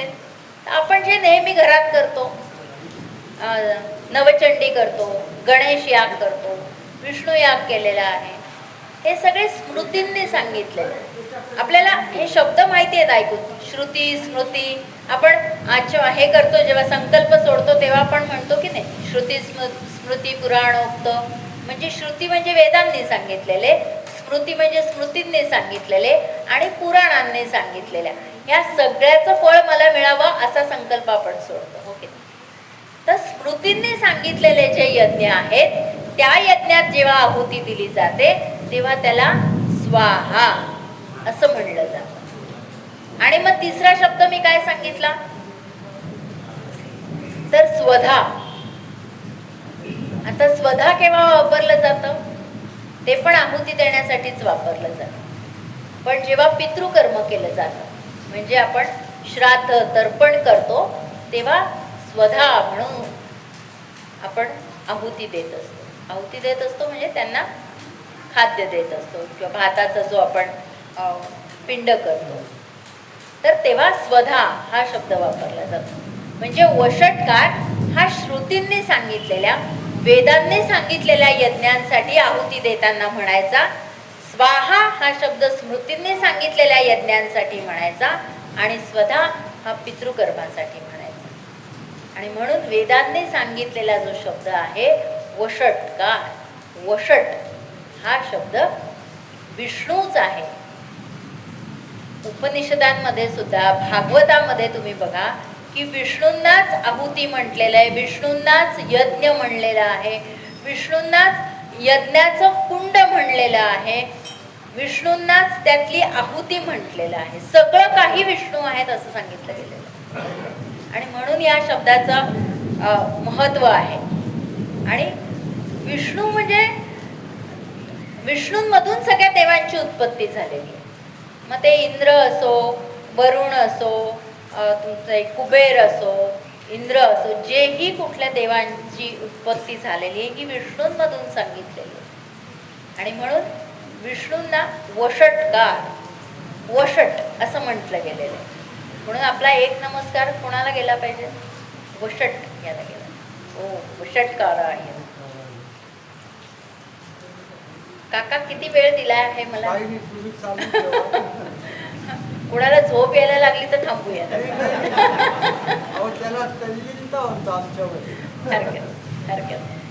अजून एक नाव आपण बघूयात, नारायण. आपण म्हणत असतो नारायण, आपण आचमनामध्ये सुद्धा हे नावं घेतली जातात. आचमन हा फार महत्वाचा शब्द आहे बरं का. आचमन पण समजून घ्यायला पाहिजे. आपल्याला आचमनामध्ये थोडं थोडं पाणी प्यायचं असतं. 3दा आपण पाणी पितो आणि नंतर 24 नावं घेत असतो. आपण किती सहजी कृती करत असतो बघा. त्याच्या मागचे अर्थ आपल्याला माहिती नसतात. गुरुजी सांगतात हातात पाणी घ्या, पाणी घेतो, पितो, पाणी सोडतो. पण हे घोटघोट पाणी पिणं हे आज विज्ञानाने सिद्ध केलंय की घोटघोट जर पाणी प्यायलं तर ते फक्त हृदयापर्यंत पोहोचतं आणि खरी पाण्याची गरज तिथे असते. हे आज विज्ञानाने सिद्ध केलंय. पण आमच्या ऋषीमुनींनी केव्हा सांगितलेलं आहे? पण आम्ही तिकडे वळतच नाही ना. आचमन करताना अशी मुद्रा केली जाते. आमच्या या हाताच्या इथे सगळीकडे तीर्थ आहे, इथे ब्रह्मतीर्थ आहे. म्हणून अशी मुद्रा करून हातामध्ये पाणी घ्यायचंय. हे आम्ही काही बघतच नाही. गुरुजी सांगतात हातात पाणी घ्या, आम्ही घेतो. बायका हाताला हात लावतात आणि मोकळ्या होतात. आपला भाव किती असतो त्या देवापाशी. सत्यनारायणाच्या पूजेला बसलं तरी अर्ध लक्ष स्वयंपाकघरात असतं की नाही. कुकर लावायचं राहिलाय, सुनबाईने भाजी व्यवस्थित चिरली आहे की नाही कोण जाणे. इतकंसून आपल्या मनामध्ये असंख्य विचार असतात. आणि पुरुष सुद्धा जेव्हा त्या सत्यनारायणाच्या समोर बसलेले असतात तेव्हा त्यांचंही मन पूर्ण तिथे एकाग्र नसतं. कारण गुरुजी काय सांगत असतात ती फक्त कृती आपल्या हातून घडत असते की नाही. नाहीतर आपण कधी आचमन समजून घेतलं नाही, की आम्ही कधी मुद्रा समजून घेतली नाही, का आम्ही 24 नावं का घ्यायची हे आम्हाला माहित नाही. ओके, 24 नावं घेतो की नाही आपण. आचमनात 24 नावं घेतो, पण त्या शब्दांचा अर्थ आम्हाला माहीत. मग काय उपयोग होणार आपल्याला त्याचा? उलट म्हणते की आपल्याला कमी फळ मिळेल त्याचं. तर म्हणून तो शब्द समजून घेतला पाहिजे. तर नारायण, नार म्हणजे पाणी. आणि ह्या पाण्याचं ज्याचं घर आहे, ज्याच्यात त्याचं घर आहे, अयन आहे, तो नारायण. तर नार म्हणजे पाणी. आणि भागवतात त्यांनी स्वतःच विष्णूंनी सांगितलेलं आहे की आप, आप म्हणजे पाणी आणि तोच म्हणजे मी विष्णू आहे. तर आपण हे जो पाण्यात त्याचं ज्याचं घर आहे तो नारायण आहे हे आपण समजून घेतलं पाहिजे. त्या प्रलयाचं महत्त्व आपण समजून घेतलं पाहिजे. प्रलय होईल तेव्हा परत उत्पत्ती होणार आहे आणि म्हणून त्या पाण्याचं महत्त्व समजून घेतलं पाहिजे. जो द्रव स्त्रवलेला आहे त्याने, म्हणजे थोडक्यात आपण त्याला शास्त्रीय भाषेत वीर्य म्हणू शकतो, त्यातून उत्पत्ती झालेली आहे. भगवतींनी आपले बीज त्याच्यामध्ये टाकलेले आहेत आणि ह्या विश्वाची उत्पत्ती झालेली आहे, म्हणून तो नारायण आहे. आपण नुसते नमस्कार करतो हो की नाही प्रत्येक नावाचा, पण त्या नावाचा अर्थ समजून घेतला पाहिजे. तर नार म्हणजे पाणी आणि अयन म्हणजे घर, ज्याचं पाण्यात घर आहे, जो पाणी होऊन राहतो, तो नारायण आहे. तेव्हा नारायणाची म्हणजे आपण जे हातामध्ये आचमनाला पाणी घेतो तेव्हा आपण प्रत्यक्ष नारायणाला हातामध्ये घेत असतो. हा विचार आपल्या मनात येतो का? किती सहजी आपण पाणी हातात घेतो आणि सोडतो. आपला भाव त्याच्यात की आपल्या हातात प्रत्यक्ष नारायण बसलेले आहेत, हा भाव आपल्याकडे येतो का? आता सत्यनारायणाची पूजा करताना आठवण येईल या गोष्टीची, येईल ना? कारण त्याचा अर्थ समजलाय आपल्याला. नारायण, नार म्हणजे पाणी, असे त्याचा अर्थ जेव्हा आपण समजून घेऊ, त्याचा त्याच्या मागची कथा समजून घेऊ, त्याच्या मागचं तत्व समजून घेऊ, तेव्हा आपल्याला त्या शब्दाशी निगडीत होता येईल किंवा तो भाव आपल्याला म्हणताना किंवा पूजा करताना निर्माण होईल. आणि म्हणून त्याचं विवेचन समजून घेणं गरजेचं असतं. अजून एखादं नाव आपण बघू ह्याच्यात. आचमनात अजून एक सांगायचं म्हणजे की आचमनात जे 3दा आपण पाणी घेतो, तर आचमन उपनिषद नावाचं उपनिषद आहे, त्यात असं सांगितलंय पहिल्यांदा जेव्हा पाणी घेतो तेव्हा आपण ऋग्वेद आहे तो, दुसरा यजुर्वेद आहे आणि तिसरा सामवेद आहे. आणि म्हणून 3दा पाणी आपण घ्यायचंय आचमन करताना. हा आपण खूप त्या कृतींमध्ये फक्त अडकून जातो, हो की नाही? त्या कृतींच्या मागचा अर्थ आपल्याला माहिती नसतो.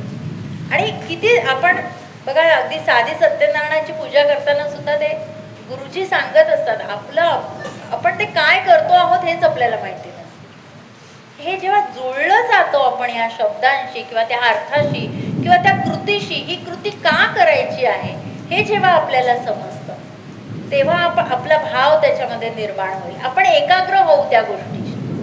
किंवा विष्णू सहस्त्रनाम म्हणताना जेव्हा आपल्याला ह्याचा अर्थ कळेल तेव्हा आपण त्या विष्णूशी जोडले जाणार आहोत. आणि म्हणून हे विवेचन समजून घेणं महत्वाचं. अजून एखादं नाव बघूया. हे नाव म्हणजे फार काय म्हणू, माझ्या आयुष्याचा अभिमान आहे. आणि देवाच्या दयेने अजूनही त्या नावाची छत्रछाया माझ्या डोक्यावर आहे. आणि म्हणून मला फार भाग्यवान वाटतं मला स्वतःला. ते नाव आहे दामोदर, म्हणजे माझ्या वडिलांचं नाव आहे. हे विष्णूचं नाव आहे हे मला माहिती होतं, म्हणजे लहानपणापासून माहिती होतं. आता माझे वडील 90 वर्षाचे. आता म्हातारपणामुळे मला त्यांच्या स्वभावाचे काही काही पदर आता उलगडतात बरं का. आता आपण जेव्हा आई वडिलांच्या भूमिकेतनं त्या वयापर्यंत जातो, तसं मला ह्या दामोदर शब्दाचं झालं. जेव्हा मी शिकले विष्णू सहस्त्रनाम, तोपर्यंत मी पण तुमच्यासारखी अशीच आंधळेपणाने सत्यनारायणाची पूजा करत होते, हाताला हात लावून बसले ना आमचे पतिदेव मागे. तर मी पण त्या अशाच आंधळ्या पद्धतीने करत होते.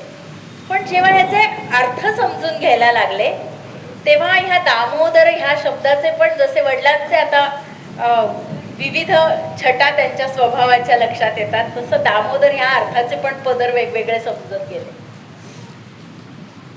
आपण म्हणतो आचमनात पण हे नाव आहे, 24 नावांमध्ये दामोदर हे नाव आहे. दामन असा याच्यामध्ये मूळ धातू आहे. दामन म्हणजे दोरी. आणि ह्या शब्दाचा अर्थ बघताना एक कृष्णाच्या बाल लीलेशी एक संदर्भ आहे या अर्थाचा, आणि दुसरा एक आध्यात्मिक अर्थ आहे. तर दामन ह्याचा अर्थ दोरी. आणि आता कथा सांगते तुम्हाला, म्हणजे लवकर समजेल तुम्हाला. बघा, श्रीकृष्ण बाळ गोपाळ होऊन गोकुळात नांदतायत आणि भरपूर खोड्या करतायत. कधी कोणाची मटकीच फोडली आहे, कधी कोणाचं दहीच चोरलंय, कधी कोणाचं लोणीच चोरलंय. एका आईच्या भूमिकेतनं हे बघा बरं का. असा त्रास देणारा मुलगा आपल्याला असह्य होतो की नाही. छळतोय, आपण असं म्हणतो की नाही, छळतोय अगदी. तो असा छळत होता कृष्ण यशोदेला. आणि एकदा ती ताक करत असताना श्रीकृष्णाने स्तनपानासाठी हट्ट धरलेला आहे. तरी पण तिने बिचारीने ताक करायचं बाजूला ठेवून पदराखाली घेऊन त्याला दूध पाजायला सुरुवात केली आहे. पण तेवढ्यात लक्ष गेलं, चुलीवरचं दूध ओतू जात नाही. मग यशोदेने काय केलं, भराभरा कृष्णाला खाली ठेवलंय आणि पहिल्यांदा दूध बंद करायला, म्हणजे दूध उतरवायला गेलीये. आता हा मोठी संधीची जागा होती ना श्रीकृष्णासाठी. तेवढ्या वेळात त्यांनी दह्याची मटकी फोडली. आई चिडली. हो, यशोदा आई आहे, तिच्यातलं आई पण बघा तिच्यामधलं. इतक्या सारख्या खोड्यांनी कंटाळून जात होती. आणि म्हणून तिने काय केलंय, त्याला धरायचा प्रयत्न केलाय की तुला मी आज बांधून ठेवीन, शिक्षा करीन आज तुला. आणि हे करताना हसतायत श्रीकृष्ण. मग आईला आणखीन राग येतो. आपल्याला हा अनुभव आलेला आहे ना सगळ्यांना. की आपण रागवतो मुलांना आणि मुलं हसत असतील तर आपल्याला आणखीन राग येतो. तशी यशोदा पण आणखीन रागवली आहे आणि म्हणून तिने तिथे आता दोर होता की नाही, ताक करण्यासाठी घुसळण्यासाठी दोर होता, त्या दोराने तिने त्याला बांधायचा प्रयत्न केला. आईच आहे ती, माता आहे. पण हे परमात्मा आहे, तो कोणाच्या ह्याच्याने बांधले जाणार आहेत का सांगा बरं? जे वेदांमध्ये बांधले गेले नाही, जे राक्षसांच्या कुटील कारस्थानात बांधले गेले नाही, ते असे बांधले जाणार आहेत का? दामन, दोरी, आईने दोरीने बांधायचा प्रयत्न केलाय, पण शेवटी कंटाळून गेली यशोदा. कारण काय होतं की जशी यशोदा त्यांना उखळाला बांधायला जात होती, ती दोरी कमीच पडत होती. मग अजून दोरीचा तिने मोठी केली दोरी आणि कृष्णाला बांधायचा प्रयत्न केला, तरी विधभर कमीच पडतीये दोरी. असं होऊन कंटाळल्या शेवटी यशोदा मैया आणि म्हणले आता मी काय करू तुझं.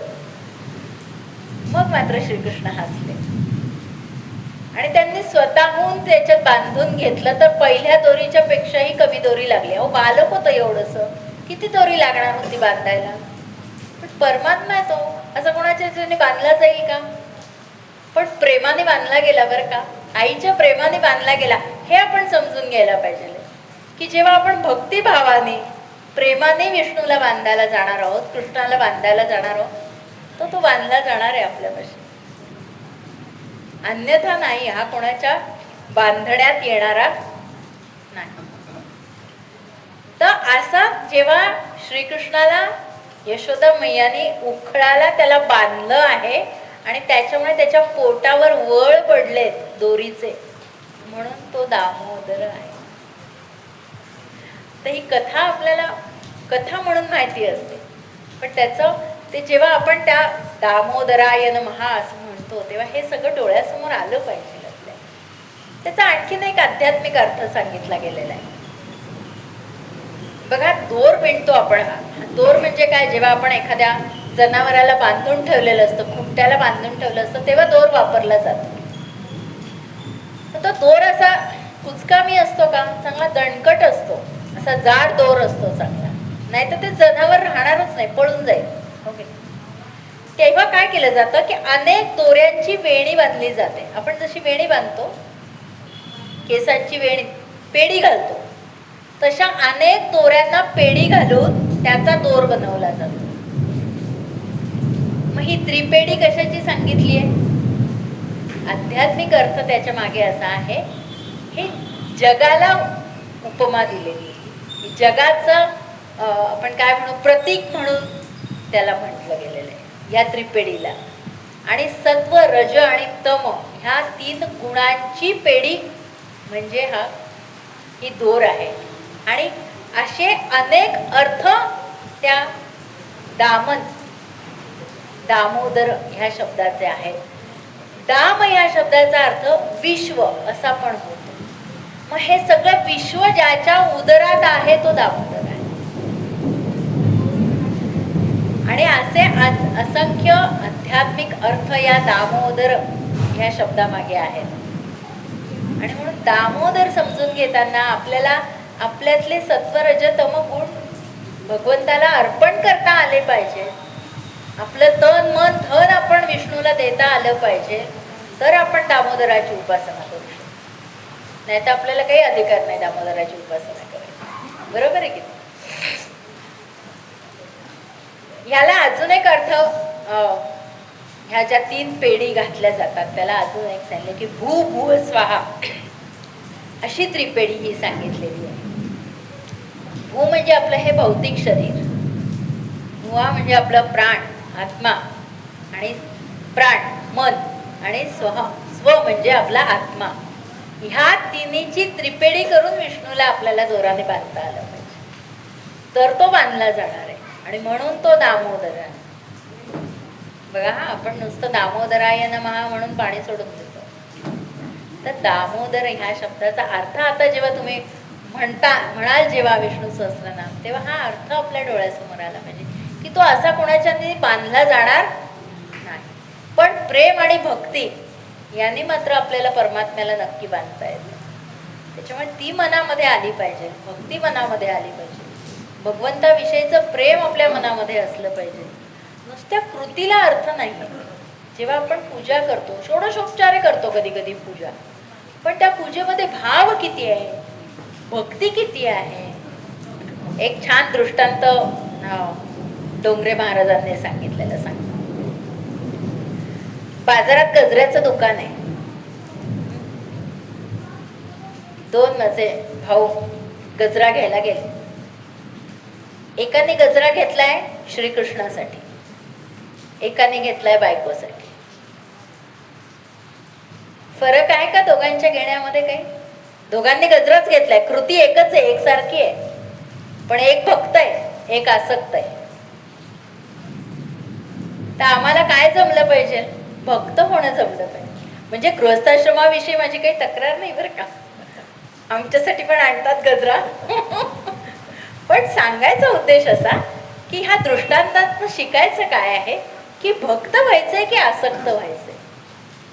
गृहस्थाश्रमाची जागा गृहस्थाश्रमापाशी आहे, शृंगाराची शृंगारापाशी आहे, पण पहिला भाव गजरा बघितल्यानंतर तो मला देवाला द्यायचा आहे हा भाव आपल्या मनात निर्माण होतो का? किंवा आपणही जेव्हा गजरा घ्यायला जातो तो पहिल्यांदा आपल्या केसात जातो की नाही? पहिला भगवंतासाठी जातो का? मग आपण बघतो आहोत का? याचा विचार करायचा म्हणजे दामोदराची उपासना करायची. भक्त व्हायचं की आसक्त व्हायचं हा विचार करून आपण दामोदराची उपासना केली पाहिजे. तो हा दामोदर. तर हा नमस्कार कोणाला? श्री दामोदराय. अजून एक नाव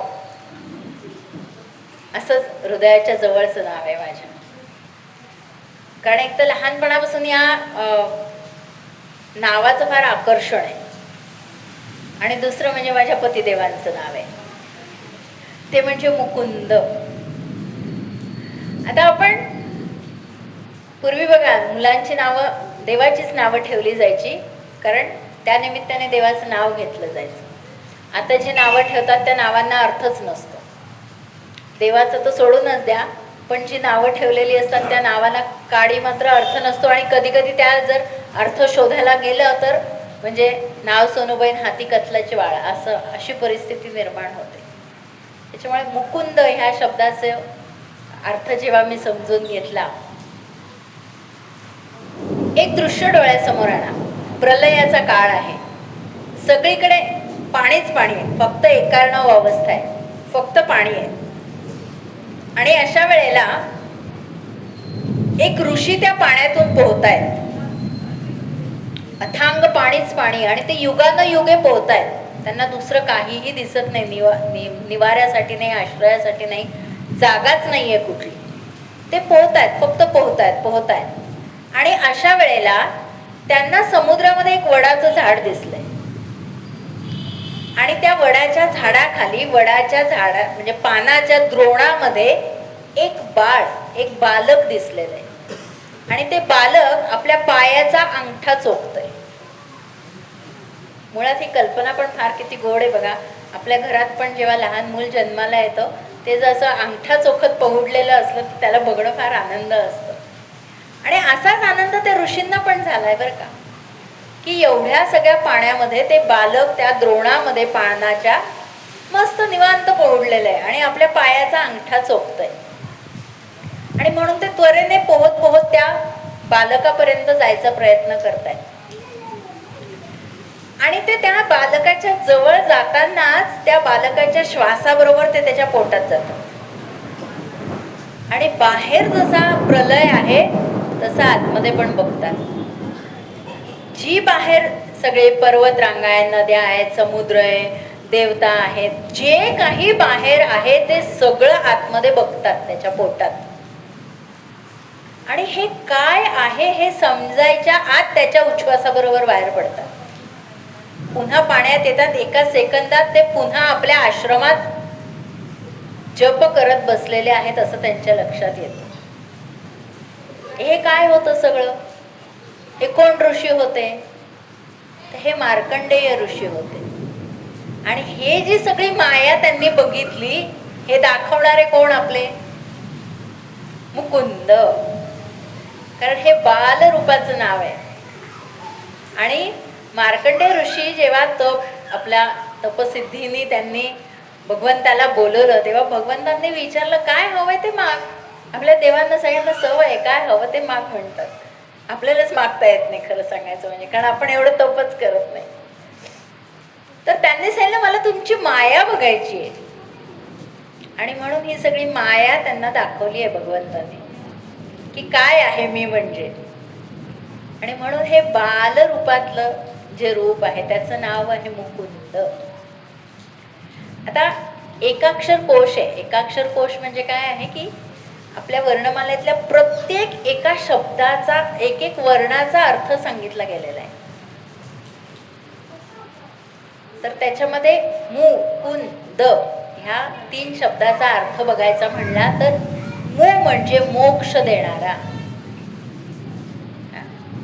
कु हा इहलोकवासी शब्द आहे, पृथ्वीवाचक आहे, म्हणजे पृथ्वीवरचे सुख देणारा, भोग देणारा. आणि द म्हणजे आपल्याला माहिती आहे देणारा, दत्तात्रेय आपण म्हणतो, देणारा तो दत्तात्रेय. ओके, द या शब्दाचा अर्थ होतो देणारा.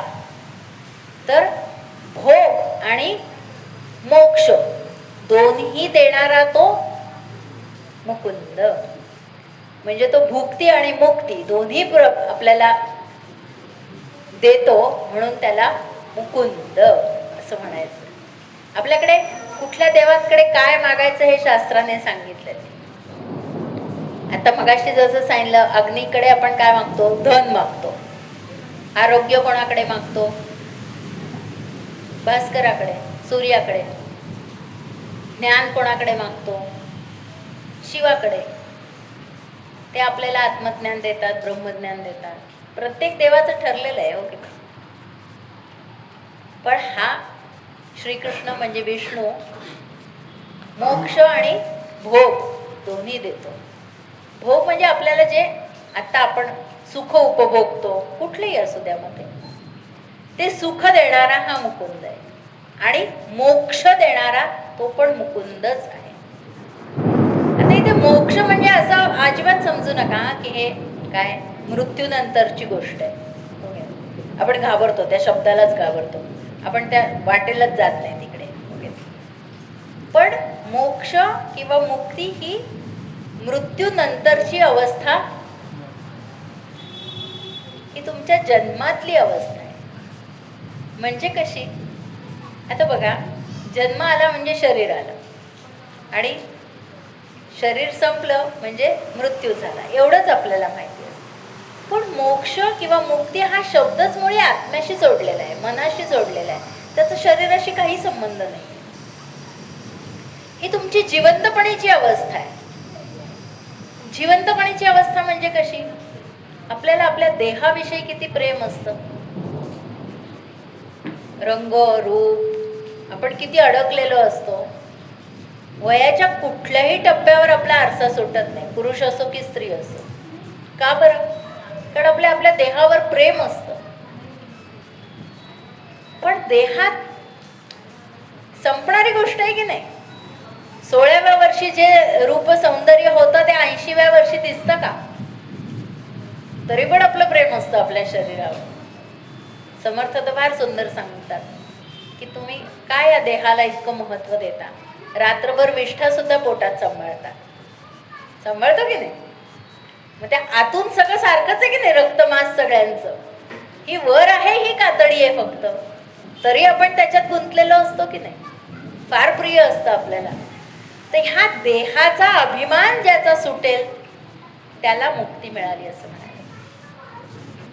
देहापासून दूर राहणं, देहाचा विचार न करता देहाभिमान सोडून राहणं म्हणजे मुक्तीची अवस्था आहे. मग ही जिवंतपणीची अवस्था आहे. देहाविषयी इतकं प्रेम, इतकं आकर्षण न ठेवता भगवंताविषयी ठेवायचं आहे, म्हणजे आपल्याला मुक्ती मिळणार आहे. सुखदुःखे समेत कृत्वा राहायचंय म्हणजे आपल्याला मुक्ती मिळणार आहे. बघा, एखादा काही वाईट प्रसंग घरामध्ये घडला, आपण त्यातनं लवकर बाहेर येत नाही.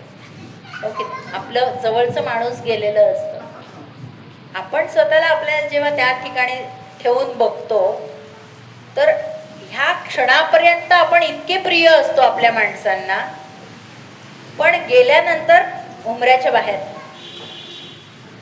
आत्मा उमऱ्याच्या बाहेर टांगलेला असतो की नाही? मग आपण इतकं देहाविषयी प्रेम ठेवून उपयोग असतो का? अगदी आपलाच मुलगा, आपलीच मुलगी, आपलीच पत्नी, आपलाच पती, कोणीही येत नाही तिथपर्यंत बरोबर. पत्नी तर उमऱ्यापर्यंतच, नातेवाईक स्मशानापर्यंतच, हो की नाही? तरी आपल्याला देहाचं किती आकर्षण असतं. आणि हे ज्याचं सुटतं त्याला मुक्ती मिळाली असा आध्यात्मिक संकेत आहे. म्हणजे मोक्ष हा शब्द मृत्यूनंतरचा नाही. तर अशी ही मुक्ती देणारी म्हणजे मनाची ही अवस्था जो आपल्याला प्रदान करतो तो मुकुंद आहे. आणि म्हणून मुकुंदाची उपासना करायला पाहिजे. हा नमस्कार ओम मुकुंदाय नमः. अजून घ्यायचेत एखाद दुसरी नावं की कंटाळा आलाय? अजून 15 मिनिटं घेतलं तरी काय हरकत. बरं, 2 नावं घेऊयात. आचार्यांचा एक छान श्लोक आहे, स्तोत्र आहे. भज गोविंदम भज गोविंदम भज गोविंदम मूढमते. गोविंद ऐकूयात आपण, पण हा जो महत्वाचा शब्द आहे तो आधी फार महत्वाचा आहे. मूढमते म्हणजे काय? मूढ म्हणजे मूर्ख आणि मती म्हणजे आपली बुद्धी. जो आपल्यासारखा मूर्ख कोणी नाही आहे जगामध्ये. हे आपल्यालाच पटेल बघा बरं का. आपण ते पटवून घेऊ म्हणजे बघायचंय आपल्याला गोविंद. पण आचार्यांनी सांगितलंय भज गोविंदम भज, म्हणजे तुम्ही गोविंदाची उपासना करा, आराधना करा, त्याला प्रसन्न करून घ्या, त्याची पूजा करा, पण मूर्खपणा आधी सोडा. समर्थांचं मूर्ख लक्षण आहे दासबोधात, वाचलं असेल सगळ्यात. समर्थ इतकं सुंदर मूर्खाची लक्षणं सांगतात की काही वेळेला असं वाटतं आपल्याला तर बघत नाही आहेत ना, आपल्याला बघून म्हणतायत का की काय हे. इतके परफेक्ट सांगतात बरं का लक्षण. तर भर्तृहरींच्या नीतिशतकामध्ये मूर्खांची लक्षणं सांगितलेली आहेत आणि समर्थांनी पण सांगितली. त्यात पहिलं लक्षण सांगितलंय गर्व आणि अहंकार ज्याच्या जवळ आहे तो मूर्ख आहे. ज्याला असं वाटतं मीच बरोबर आहे, बाकी सगळे चुकीचे आहे, तो मूर्ख आहे. आणि तुम्ही जोपर्यंत मूर्खपणा सोडत नाही तोपर्यंत तुम्ही भगवंताजवळ जात नाही. कारण तुमचं चित्तच शुद्ध नसतं. चित्तशुद्धीशिवाय तुम्हाला विष्णू आपलं म्हणणार नाहीये.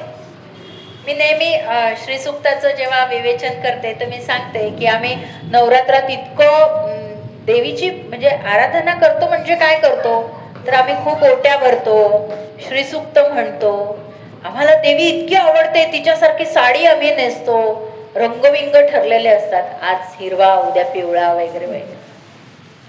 तुम्हाला देवी आवडते, पण देवीला तुम्ही आवडता आहात का याचा विचार आमच्या मनात कधी येतो का? तसं मूढमते सांगताना विष्णू आम्हाला आवडतात, कृष्ण आम्हाला आवडतो, पण त्याला आम्ही आवडतोय का?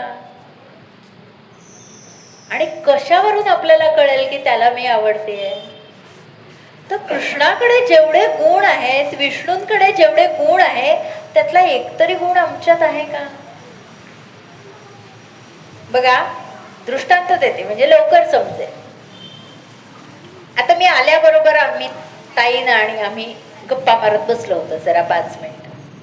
अशा आपल्या काही मैत्रिणी ठरलेल्या असतात की नाही, किंवा इथे पण येणारे रोज 2 जण मित्र असतात, 2 जणी मैत्रिणी असतात. 100 लोकांमधनं ती 2च माणसं एकमेकांशी जास्त का बोलू शकतात, कनेक्ट असतात ते एकमेकांशी एकदम. असं का बरं होतं? कारण त्या माणसाचे आणि आपले गुण सारखे असतात, आवड सारखी असते, हो की नाही? तेव्हाच आपण दोघी मैत्रिणी होऊ शकतो की नाही? की जिथे आपल्या गुणांमध्ये समानत्व असतं किंवा आवडीमध्ये समानत्व असतं. मग आपल्याला जर वाटतं की श्रीकृष्णाला मी आवडावं, तर मला श्रीकृष्णासारखं जमलं पाहिजे ना वागणं. श्रीकृष्णातला एकतरी गुण माझ्यामध्ये आलेला आहे का, तर मला तो मला जवळ करेल की नाही. मी तर जाईल त्याच्या पायापर्यंत, काही प्रश्न नाही. दिवसात 100 वेळा आम्ही नमस्काराला येतो, पण तो डोक्यावर हात ठेवतोय का. गणपतीला नमस्कार करताना गणपती हा शब्दाचा अर्थ तरी आम्हाला माहिती आहे का, आम्ही तो समजून घेतलाय का. गणेश ही विद्येची देवता आहे, ज्ञानाची देवता आहे, मग आम्ही ज्ञान घेतलं आहे का. मग का गणपतीने आम्हाला जवळ घ्यावं असं आम्हाला वाटतं.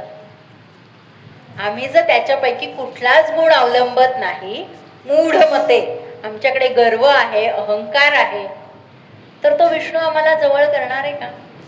जोपर्यंत आमचं चित्त शुद्ध नाहीये, शुद्ध या शब्दाचा अर्थ उठण्याने आंघोळ करणं, साबणाने आंघोळ करणं नाही. दिवसातनं 4 वेळेला आंघोळ करून दर्शन घेतलं तरी त्याचा फायदा. मन शुद्ध आहे का तुमचं, तर श्रीकृष्णाला आम्ही आवडणार आहोत.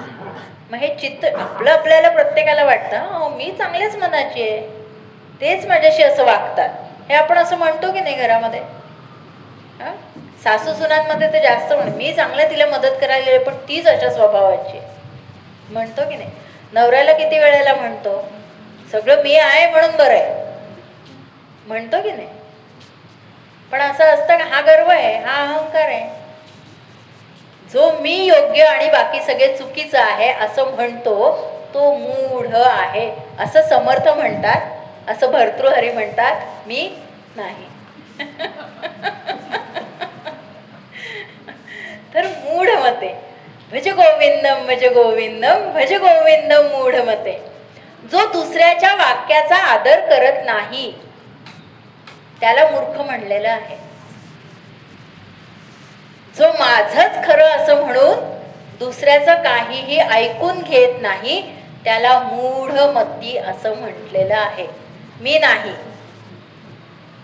समर्थ म्हणतात, भर्तृहरी म्हणतात, शास्त्राने सांगितलेलं आहे की अशा माणसांना मूर्ख म्हणलं जातं.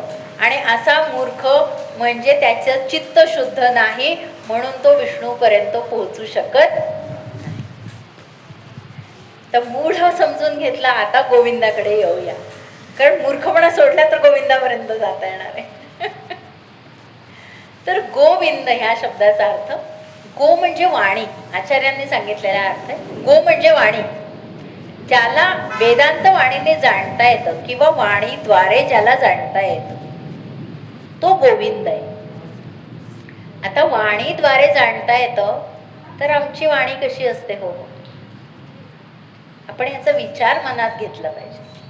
आपण दिवसभरात किती काय काय बोलत असतो, पण आपण खरंच चांगलं बोलतो का. किती वेळेला एक माणूस वळून गेल्यानंतर त्याच्याविषयी बोलत असतो आपण, त्याला शास्त्राने निंदा म्हटलेलं आहे. आणि जी वाणी आपल्याला दिलेली आहे विष्णूने, त्याचा आपण किती चुकीचा वापर करतो. मग गोविंद जेव्हा आपण म्हणतो, जर आपली वाणी चांगली नाही, आपलं बोलणं चांगलं नाही, आपलं बोलणं कुणाला प्रिय वाटत नाही, तर हा गोविंद आहे का. म्हणजे जर आपल्याला गोविंदाची पूजा करायची असेल, गोविंदाची उपासना करायची असेल, तर आपली वाणी कशी असायला हवी,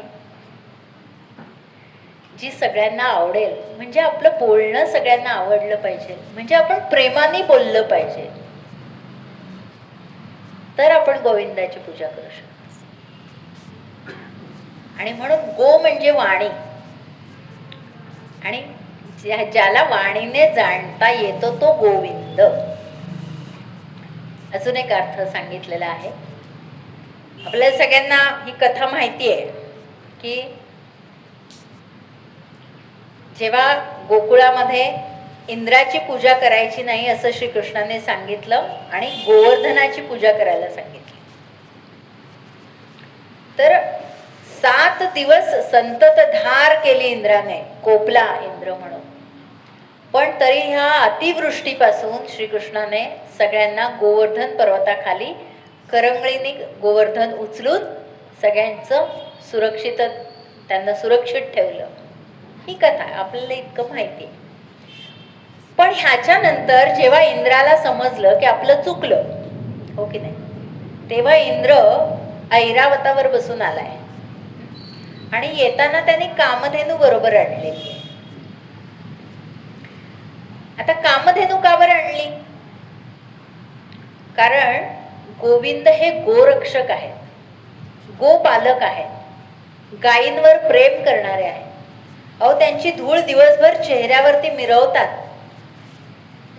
गाय धुतात, सेवा करतात गायीची कृष्ण. हो ना, गोकुळामध्ये गायीची सेवा करतात कृष्ण.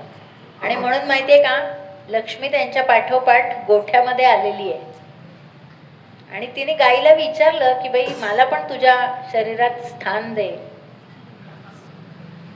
गायीने सांगितलं, माझं पूर्ण शरीर आता देवांनी भरलेलं आहे. आपण गाईला का नमस्कार करतो? कारण तिच्या ठिकाणी आपण म्हणतो 33 कोटींचा देवांचा वास आहे, म्हणून आपण गाईला नमस्कार करतो. मग गाय म्हणाली, आता जागाच राहिली नाहीये. ती म्हणे, असं नाही, पण श्रीकृष्ण विष्णू तुझ्या पायाशी येतात आणि ते जिथे तिथे मी आहे.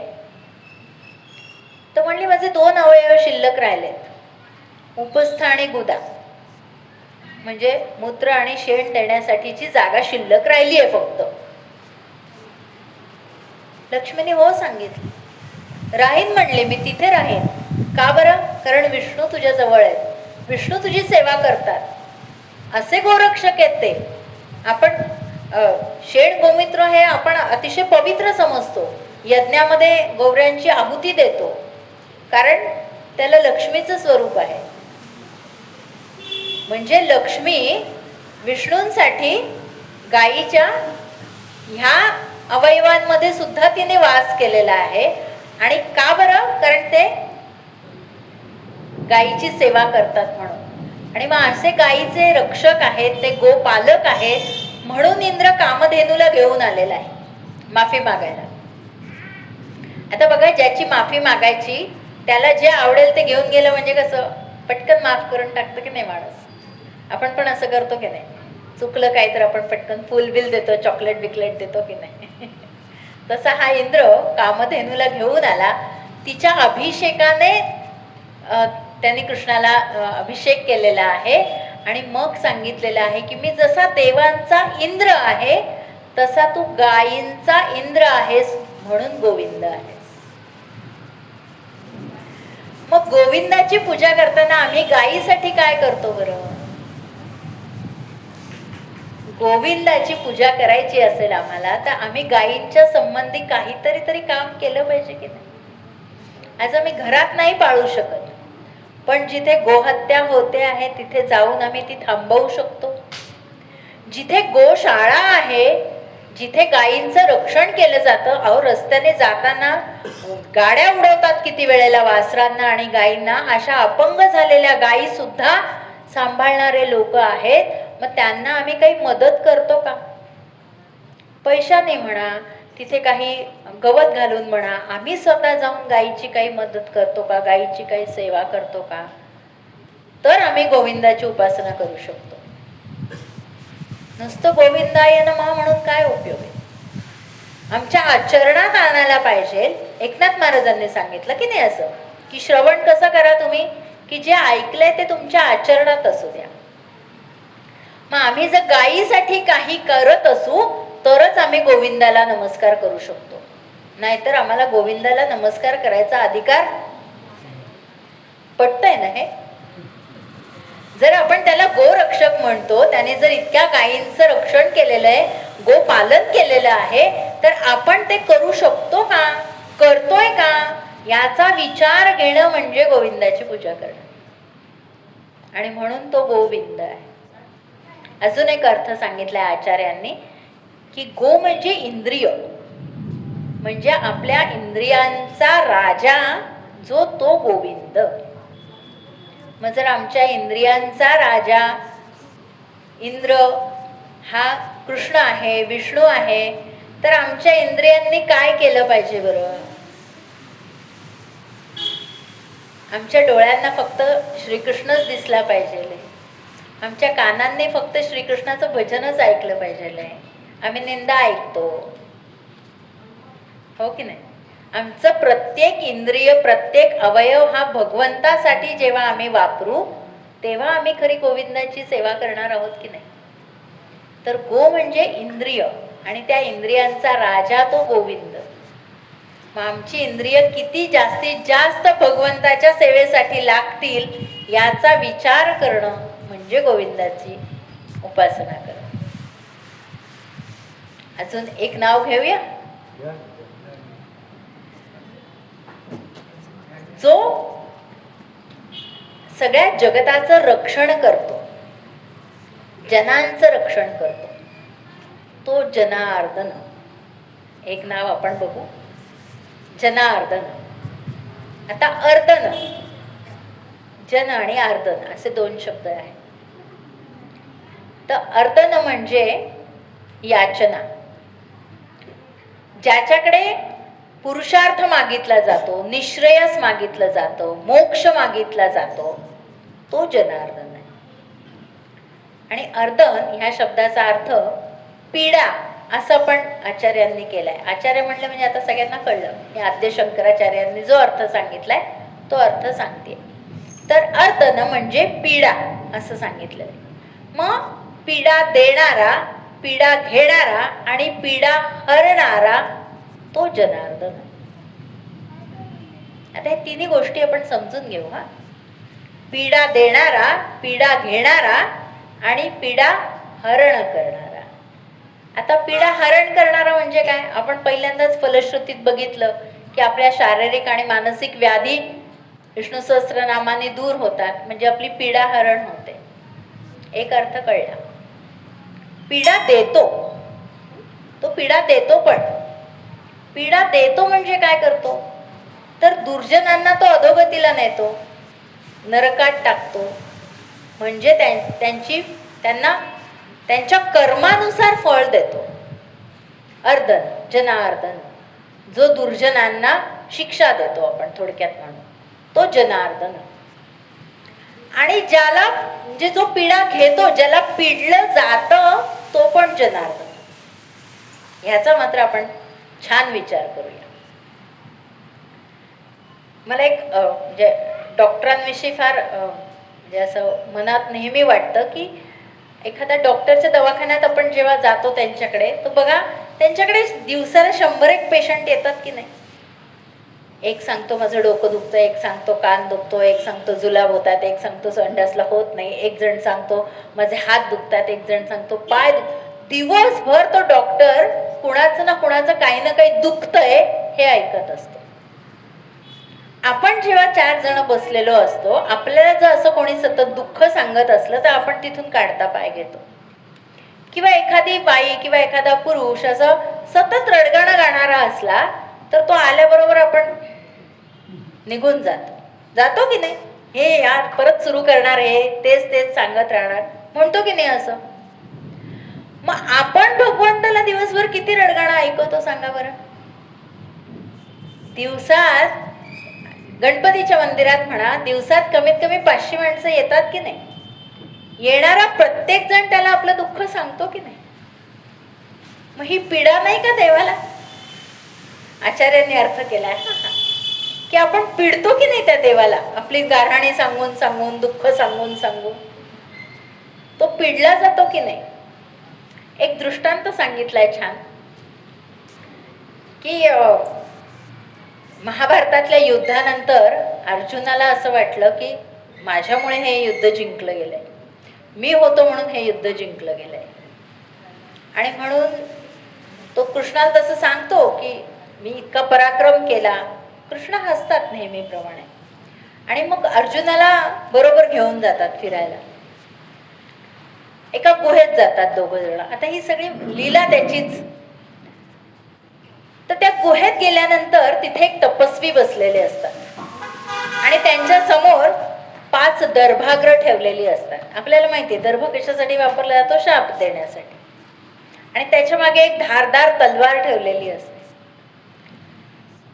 अर्जुनाला आश्चर्य वाटतं, इतका मोठा तपस्वी आहे हा आणि तलवार कसं काय? हे दोन्ही विरुद्ध गोष्टी आहेत की नाही.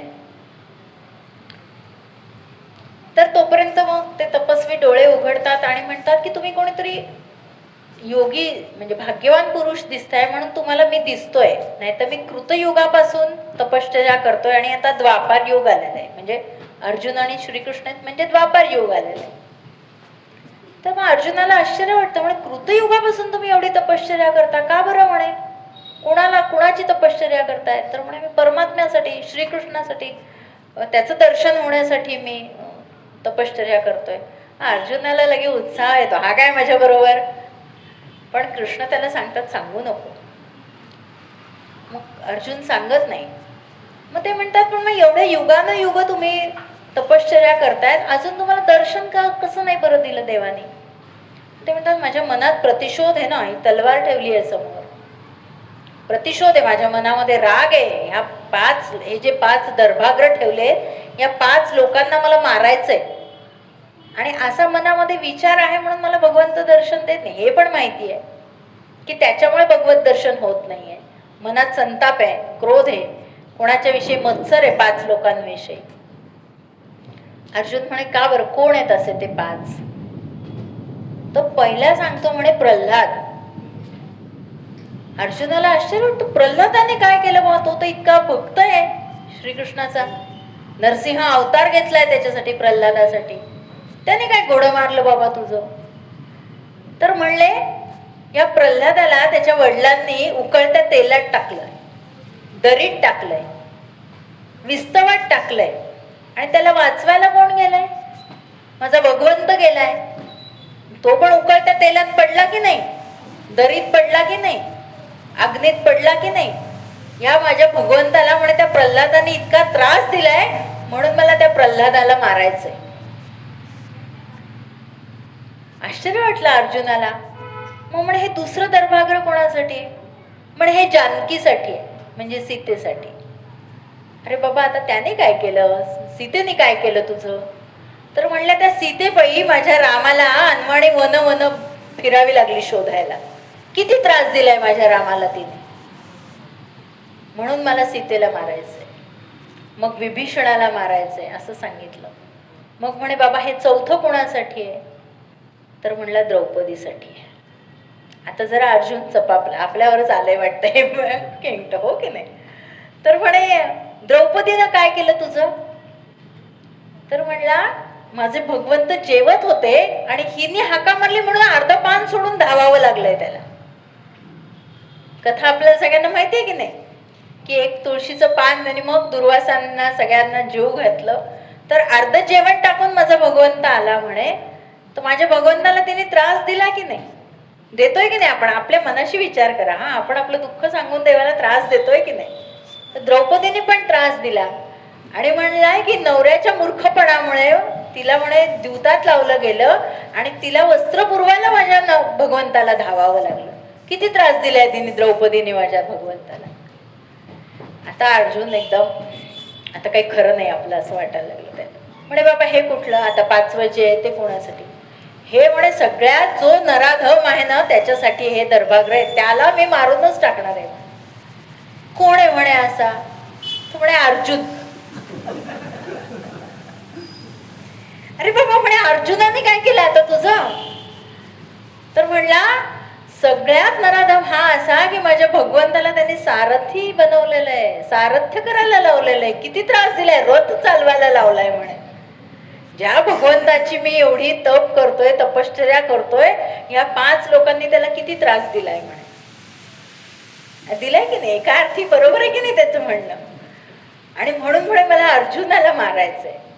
ही सगळी लीला कृष्णाने कशासाठी केली? त्याला समजवण्यासाठी की हे सगळं केलेलं तू नाही. कारण मग तो तपस्वी सांगतो की त्याला असं वाटतं की मी पराक्रम केलाय म्हणून हे महाभारताचं युद्ध जिंकलंय आम्ही म्हणे.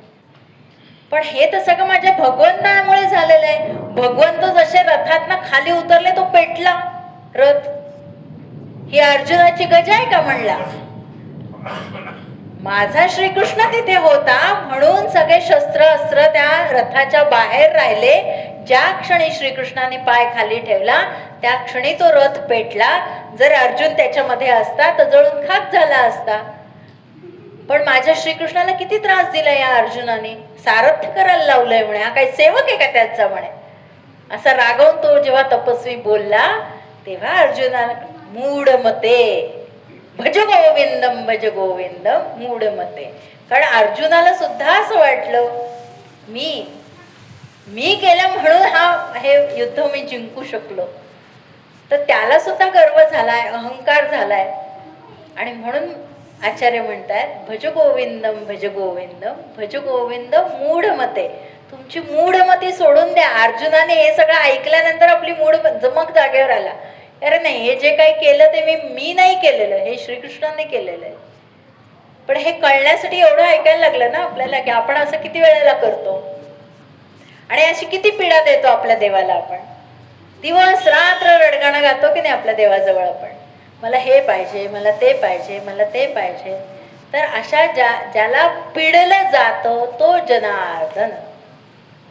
त्याच्यामुळे आजच्या दिवसाचा शेवटचा नमस्कार श्री जनार्दनाय नमः.